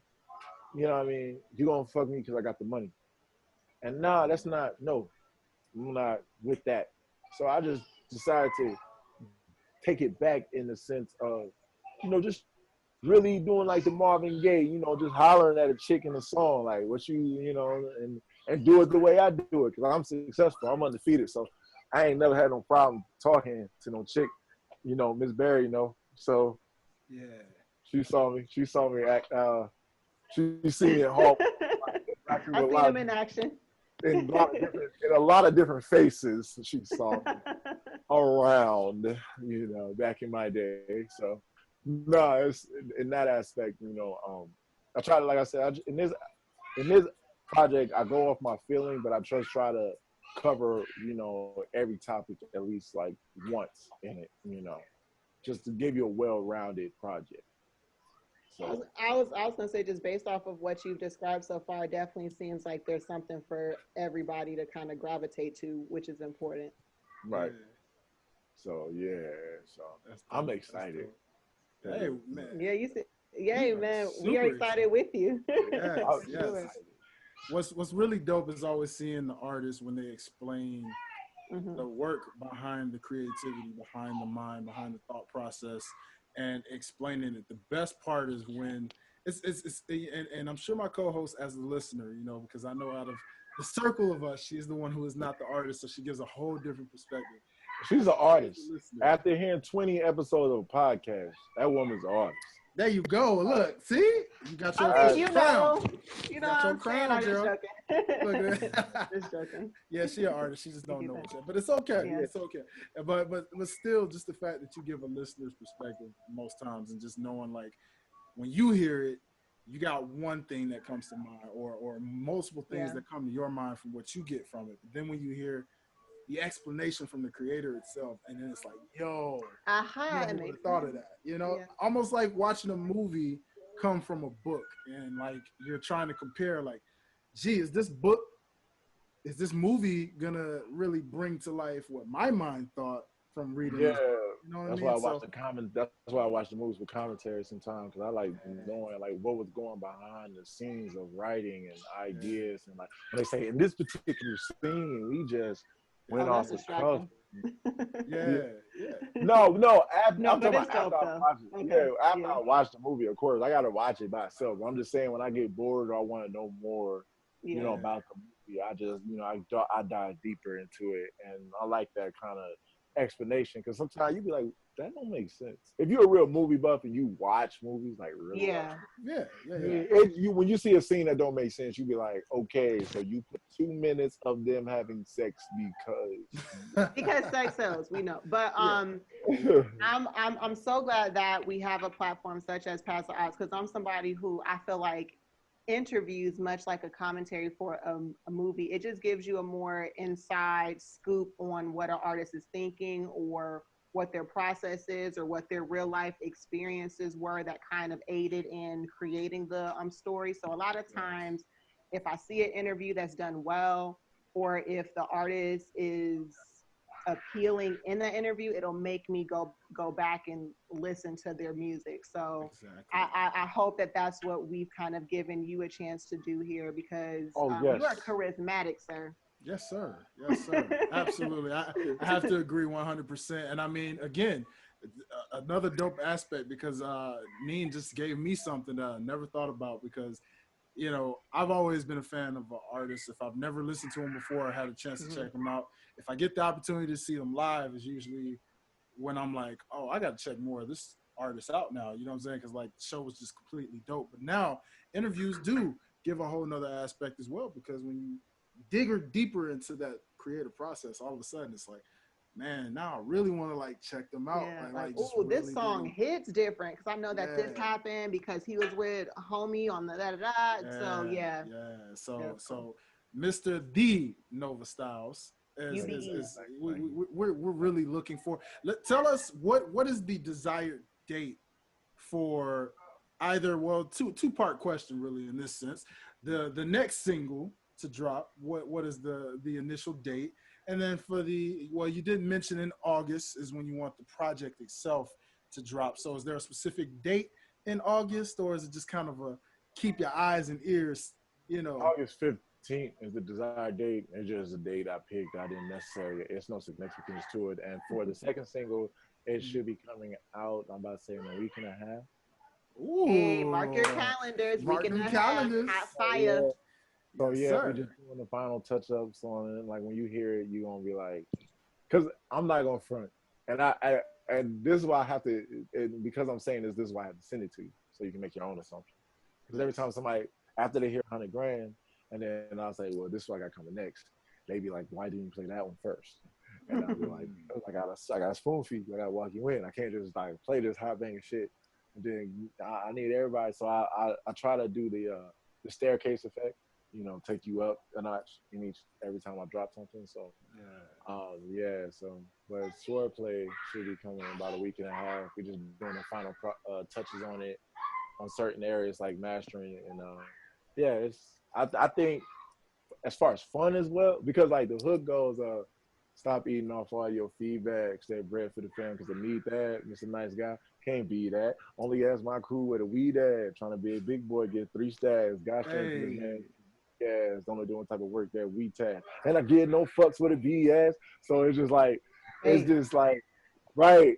That's but literally that's how the energy that breeds, you automatically fall into that. You see how you naturally just fell into that? you just naturally fell into that A type of mentality. And with that going on in the rhyming with the background, because I got that chant, hey, hey, I got that If you going go, on. if you have somebody in the back going, hey, like it's like we're hype automatically. Right. That So that's my A point. chant is something Right. serious. So that's what I'm saying. So you naturally went there when I just did the hook. So it just lets you know naturally that's where the song is going.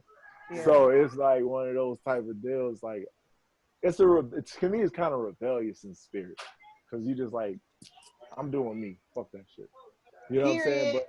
But right, and so it's kind of like that's what that whole thing is about. But yeah, I can't wait to see what people say about this one, because I mean, Hunnid Grand is a jingle kind of to me. Yes. You know, if you heard it, Yeah. because the way that the hook comes in, plays off that rhyme scheme, just that imagery. Yeah. You know what I'm saying? So I yeah, love it. I love it. yeah. Dope. Dope, dope, dope. I love it. So that being said, we are super excited. We can't wait to hear this new single coming in a week and a half. So Well, y'all definitely. getting the exclusive. Y'all getting this. Y'all gonna hear it early.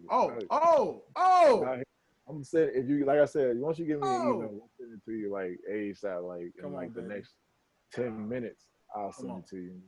Y'all can just. Y'all can let me know what it be like, But that one, like I said, it's a fun one. Don't be around no walls or close small areas. If you bang your head too far, Wow. you're gonna hit your head into a wall. Because I ain't gonna front. I work out, and I work out.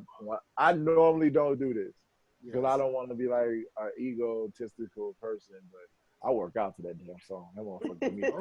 Okay. Right. I'll be like, and we need to work off these quarantine calories. So I definitely need gym playlist. I'm getting there. Let's go. There. I got my little Michael V. Jordan Captain body set up. I'm already on my. I ain't waiting. Come on. So you know what I'm saying? I'm on it now because I gotta perform. Yes. I gotta be like Shab. I gotta be the nigga, what the niggas want to be and the girls want to be with. So I can't allow for no sleep for me over here. Come on, man. No sleep, baby. No sleep. Tired. I wish I could be sipping wine, so casually like Miss Barry over here. But unfortunately, I gotta do water and juice and I'm sorry. It sounds like a rough life. No, I'm just joking. My man drinking water like that. Look. I got water too. We got water. I got water too. I don't know what's funny. The fact that she's sipping it through a straw. She's sipping it through the glass. Like, what's the difference here? No, we're sipping differently on each day. You can almost call it bougie water in a way, but you ain't gonna call it that. Bourgeois water. Yeah. We'll just say that's Fiji though. Fiji water and smart waters and all that good stuff. Yeah. But nonetheless, man, we definitely cannot wait to preview this exclusive single. And if you're okay with it, you let us know in the email. We'll definitely do a reaction video. Whatever. Yeah, you can do your reaction video. We can do it. We'll do a reaction video. To me, I'm Neil. It's free marketing in a way. So hell yeah. There you go. Do that. Listen. That is so amazing. So let person that knows you the best, see you get stupid off of something so they can get stupid. And then we can just call it, we can just spread it like wildfire. Because they're like, damn, that nigga, this my nigga, and they getting booked. I know this song is like, so yeah, but I really, the reason why I'm sending it to y'all, because it's just out of love. And, I know we just met Dwayne, but I've always been a fan of Janine as a person. Just a fan of her as a person. You know what I'm saying? Awesome. So, yeah, Sean, to know as a liker, man. Like, if you got to beef with Janine, you really looking for something. You're really looking. So, she's always been supportive. Yeah, she's always been supportive of my artistry. Even back in school, when I used to dance on the stage, she was one of the people that supported me. She used to tell me all the time, "You did good on that, boy. You did." Like, she was one of the few people that would really like express to me how me doing me actually made her felt. So, Thank you for that. I mean, y'all don't understand, but for us artists, those little Yes. moments we really hold dear to us because those are the moments we look for. We look for that person to be so touched by our expression that they just like it they internalize it. Yes. They carry it with them. It motivates them or it sees them through a bad time or something. You know Yes. what I'm saying? So yeah. Yes. And I can't agree more with you on that statement. We appreciate the people who support us, the people who let us know if a certain song is trash or not, legit, I expect okay, it like that. I in a good see, way. You you know what I'm know, saying? tell me I got a booger in my nose. That's Yes. if Let you me tell know. me if you gonna sit there and watch me talk, I got a booger Yeah. in my nose. You ain't rocking with me, but I need Yeah. you to be like, hey, Right. You ain't Yeah. my friend. Come on. right, Come you on. my nigga, you Don't, know, come to do this. yeah. Don't tell me it's hot and then I go out there pushing it in the streets and all of a sudden I'm getting crapped up. Nah, bro. Let me know. Right. Okay. Be real with me. You know what I'm Be saying? Right. Keep stuff in my shoes. So salute to everybody out there that keeps it real. And even y'all who keep it real with us right here on the Pass the Ox. Because as guests, as co-hosts, as a show in whole, we thank y'all for y'all support as we bring an artist on for y'all to listen to, check out, put in your playlist, put in your ears, so that you can support them like you support us. You know what I Yes. mean? So, all that being said, everything, all of you guys, everything that goes into being an artist, everything that goes into the projects that we put out for you guys, the listeners, thank you. We appreciate you. The Nova Styles, it has been an amazing chat with you. We are going to definitely have you back on when this project drops because we want to know much, much more with other songs that we can check out and just tell you some of our favorites and dissect lyric for lyric, bar for bar, all these good And hear things. the story behind every line. Every line, you already know. You already I'm know. I don't know why, but somebody told me a long time ago, you got a story for everything. Story I for don't everything. try to. I really don't. It's just that everything has meaning for me, and I'm an artist. So if I stepped on a grape and it turned into a hit record, hey, that's the story. I stepped on a grape. It made me feel like this. I started thinking about the grape. I went deeper, and then there's a song. You know what I'm There saying? you go. So, Yeah, absolutely. Yeah. So, I'll just want to say I can't wait to be back. I'm going to be but I will be a reoccurring audience member. Yay. thank you. Thank you. It's Not always just great.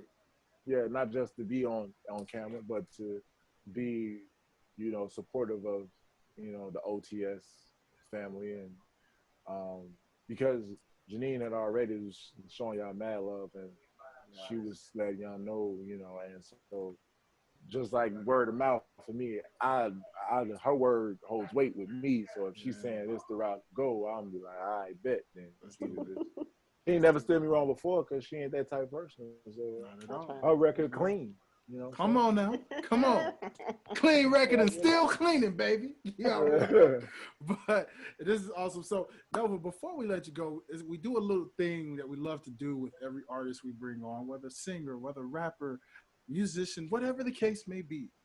This is your moment to, I guess you could say, plead a final case if they already aren't convinced to listen to you already. I don't know why they wouldn't be. They should be.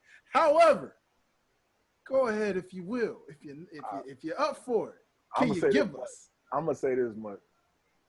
I can do it three ways. I can be humble, I can be arrogant, or I can be like talking from in a more fan like thing outside of it. But I'm gonna be arrogant because I'm the shit. And it's if you don't believe me, go listen to my shit, and then you can tell me that I'm not, but you gonna end up telling me how much shit I am, so I don't care. Um, if you don't get my lines, it's not because I was, outright and it's because you too low to be listening. That's how I feel anyway. But nah, but seriously, I think if you want a new pace of reality Yes. and do reality and music, then that's what I do. I don't do too much fantasy stuff.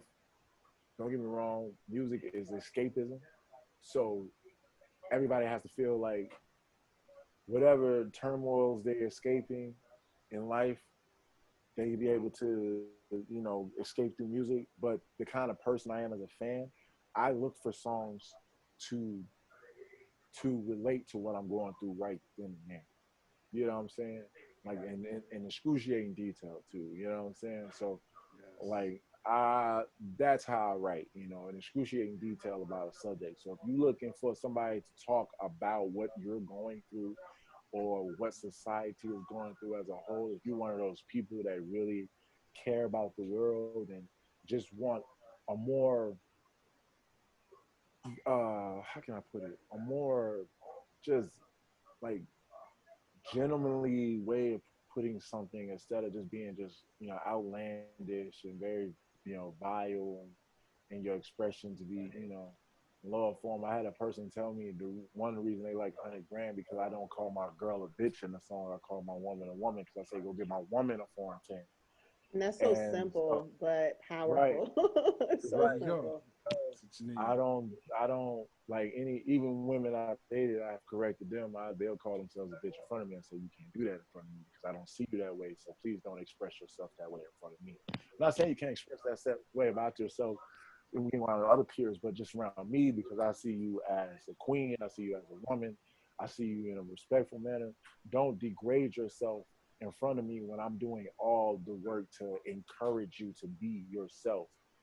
You know what I'm saying? I understand you might take a negative nomenclature and try to put a positive spin on it, but certain things like that right there for me, just my mom never did it, called herself a bitch. My sister don't call herself a bitch. My grandmothers, my aunts never called themselves bitches. So That's for sure. I don't want you to call yourself a bitch in front of me because if you think that you're a bitch, then you thinking you lower, and I'm saying you're a queen. So it's conflicting what I'm trying to do here. It's not going with what I'm trying to do. You know what I'm saying?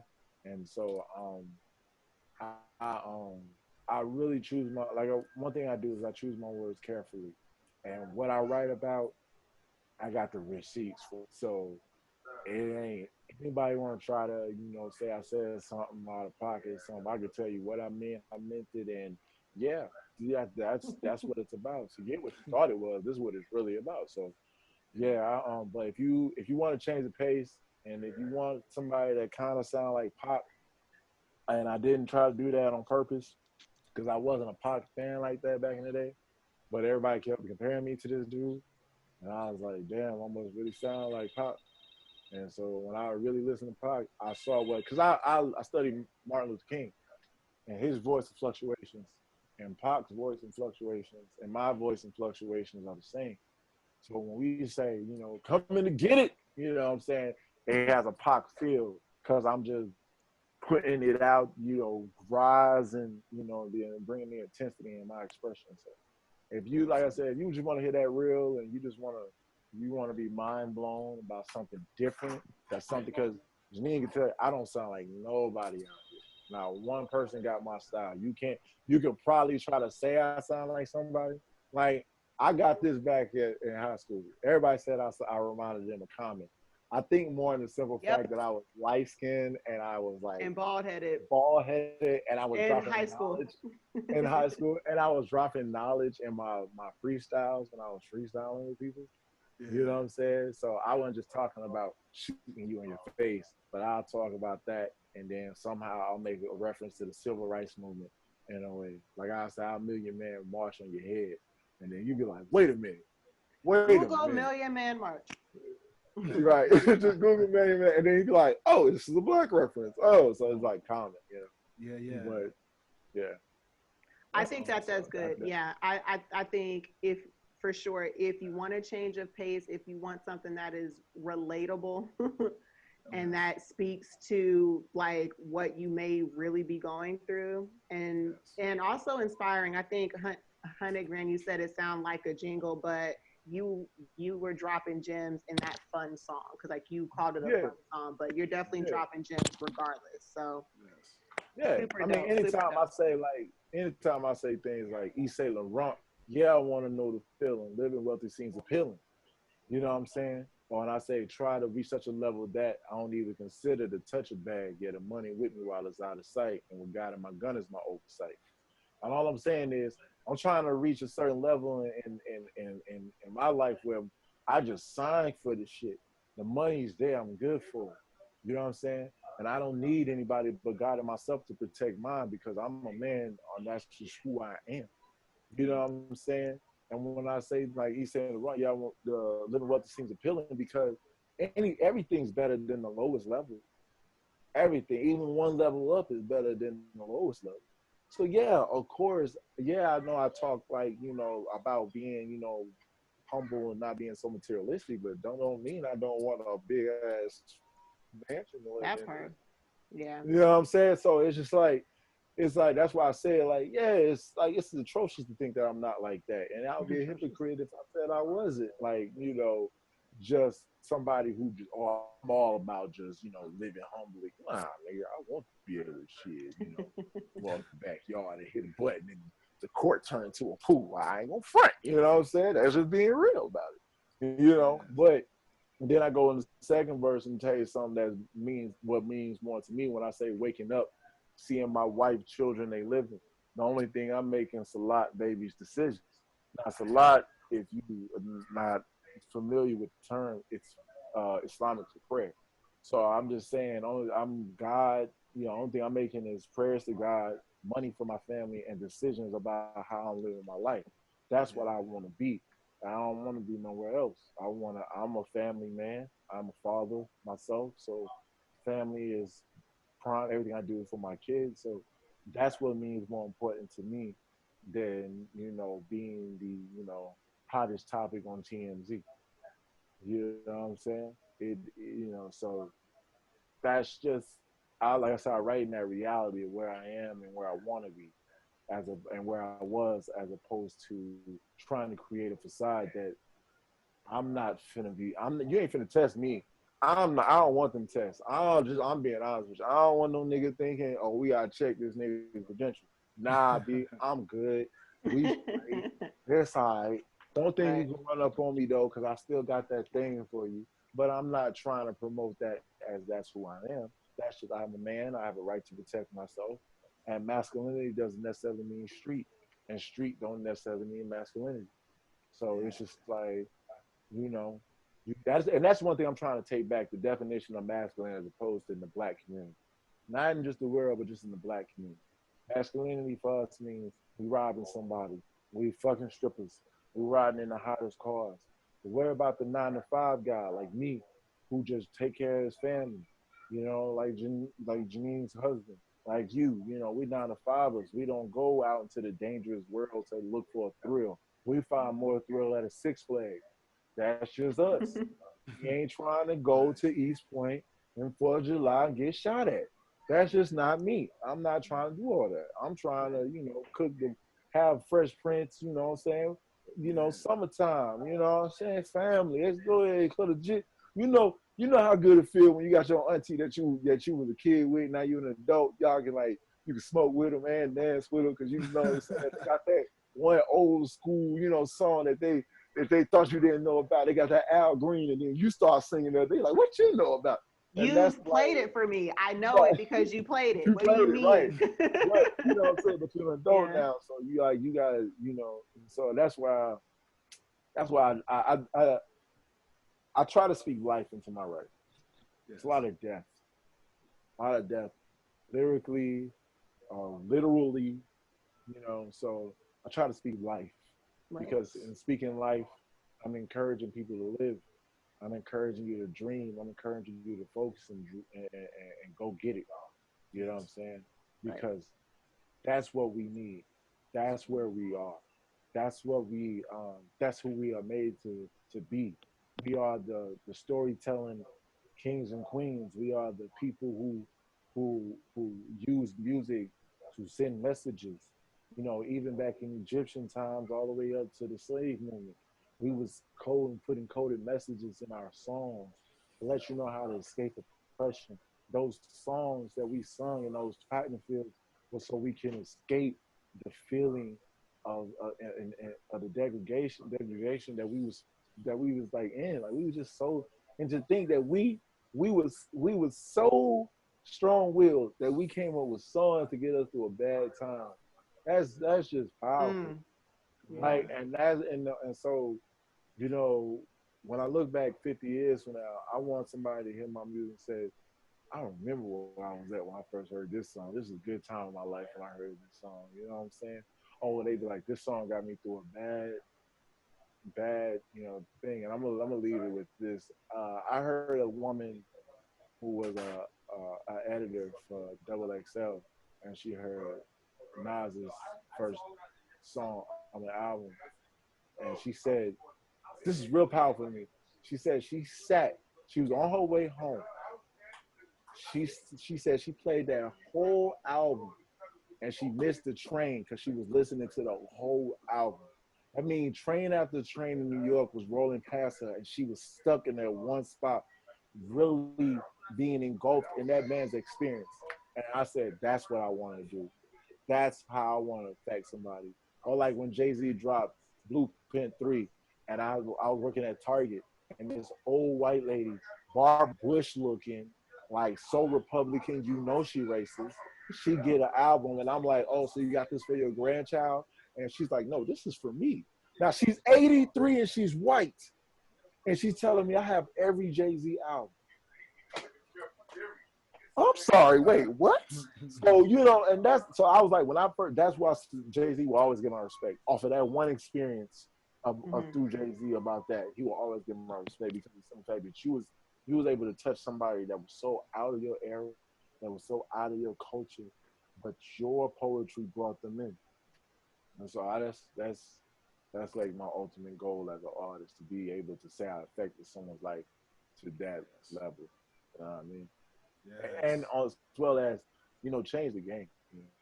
Just change it. I ain't saying, like necessarily change it for the better or worse, but change it. I don't. The game where it's at right now, as far as artistry, is just a little bit too saturated with the same stuff, if you ask me.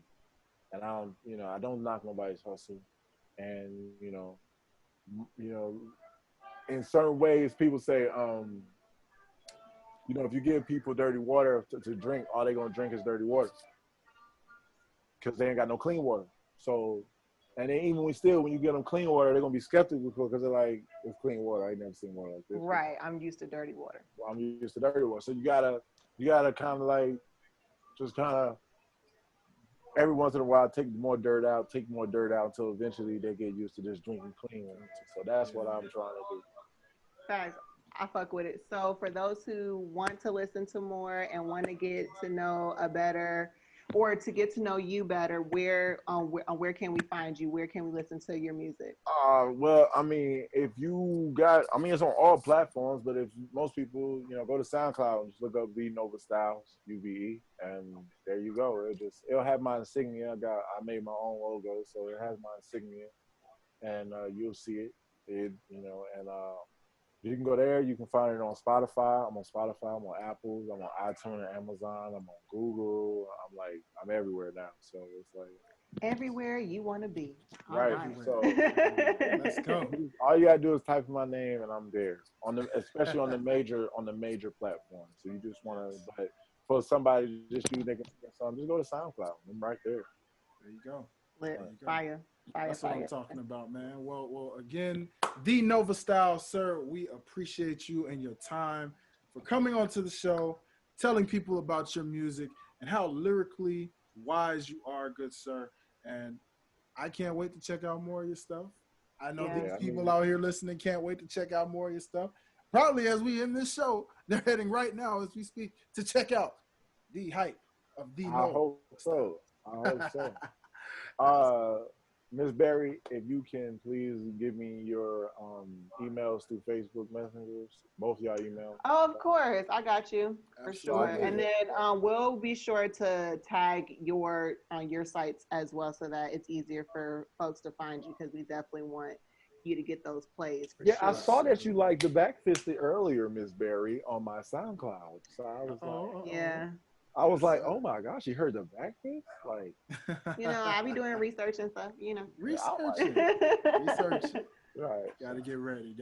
So, without further ado, if we have any new listeners live on Six Families Radio, or maybe you're new on the Apple, maybe you're new on the Spotify podcast, whatever. If you're a new listener, A, make sure you subscribe. B, make sure you leave us a rating. And hey, if you're feeling kind of froggy, leave some comments while you're at it. Yes, leave some comments. Leave some comments. So without further ado, I'm your host, the Prince of Botch, Dwayne Dickey. You can find your boy at Dwayne Dickey Jr. on Instagram, or you can follow me on Twitter at Highlight Life, HILITE Life. And I'm going to pass this thing over to the cuzzo, Miss Janine Berry. Tell the people where they can find you, please. It's your girl, your favorite cousin. It's your girl, the Queen of Clyde Chick. You can find me on Instagram at Nina Soul. Nina is with 2 I's. And of course, on OTS website. Make sure to check us out on Six Families Radio. And like Dwayne said, like, comment, subscribe, take pictures, all that good stuff. All that good stuff. all that. We can use it all, baby. We can use it all. Let us know that you are live out there if you're listening, so we can shout you out on the next episode of Pass the Ox. And without further ado, ladies and gentlemen, the ox has officially been passed to you. Peace. All right, that was Wayne. Peace.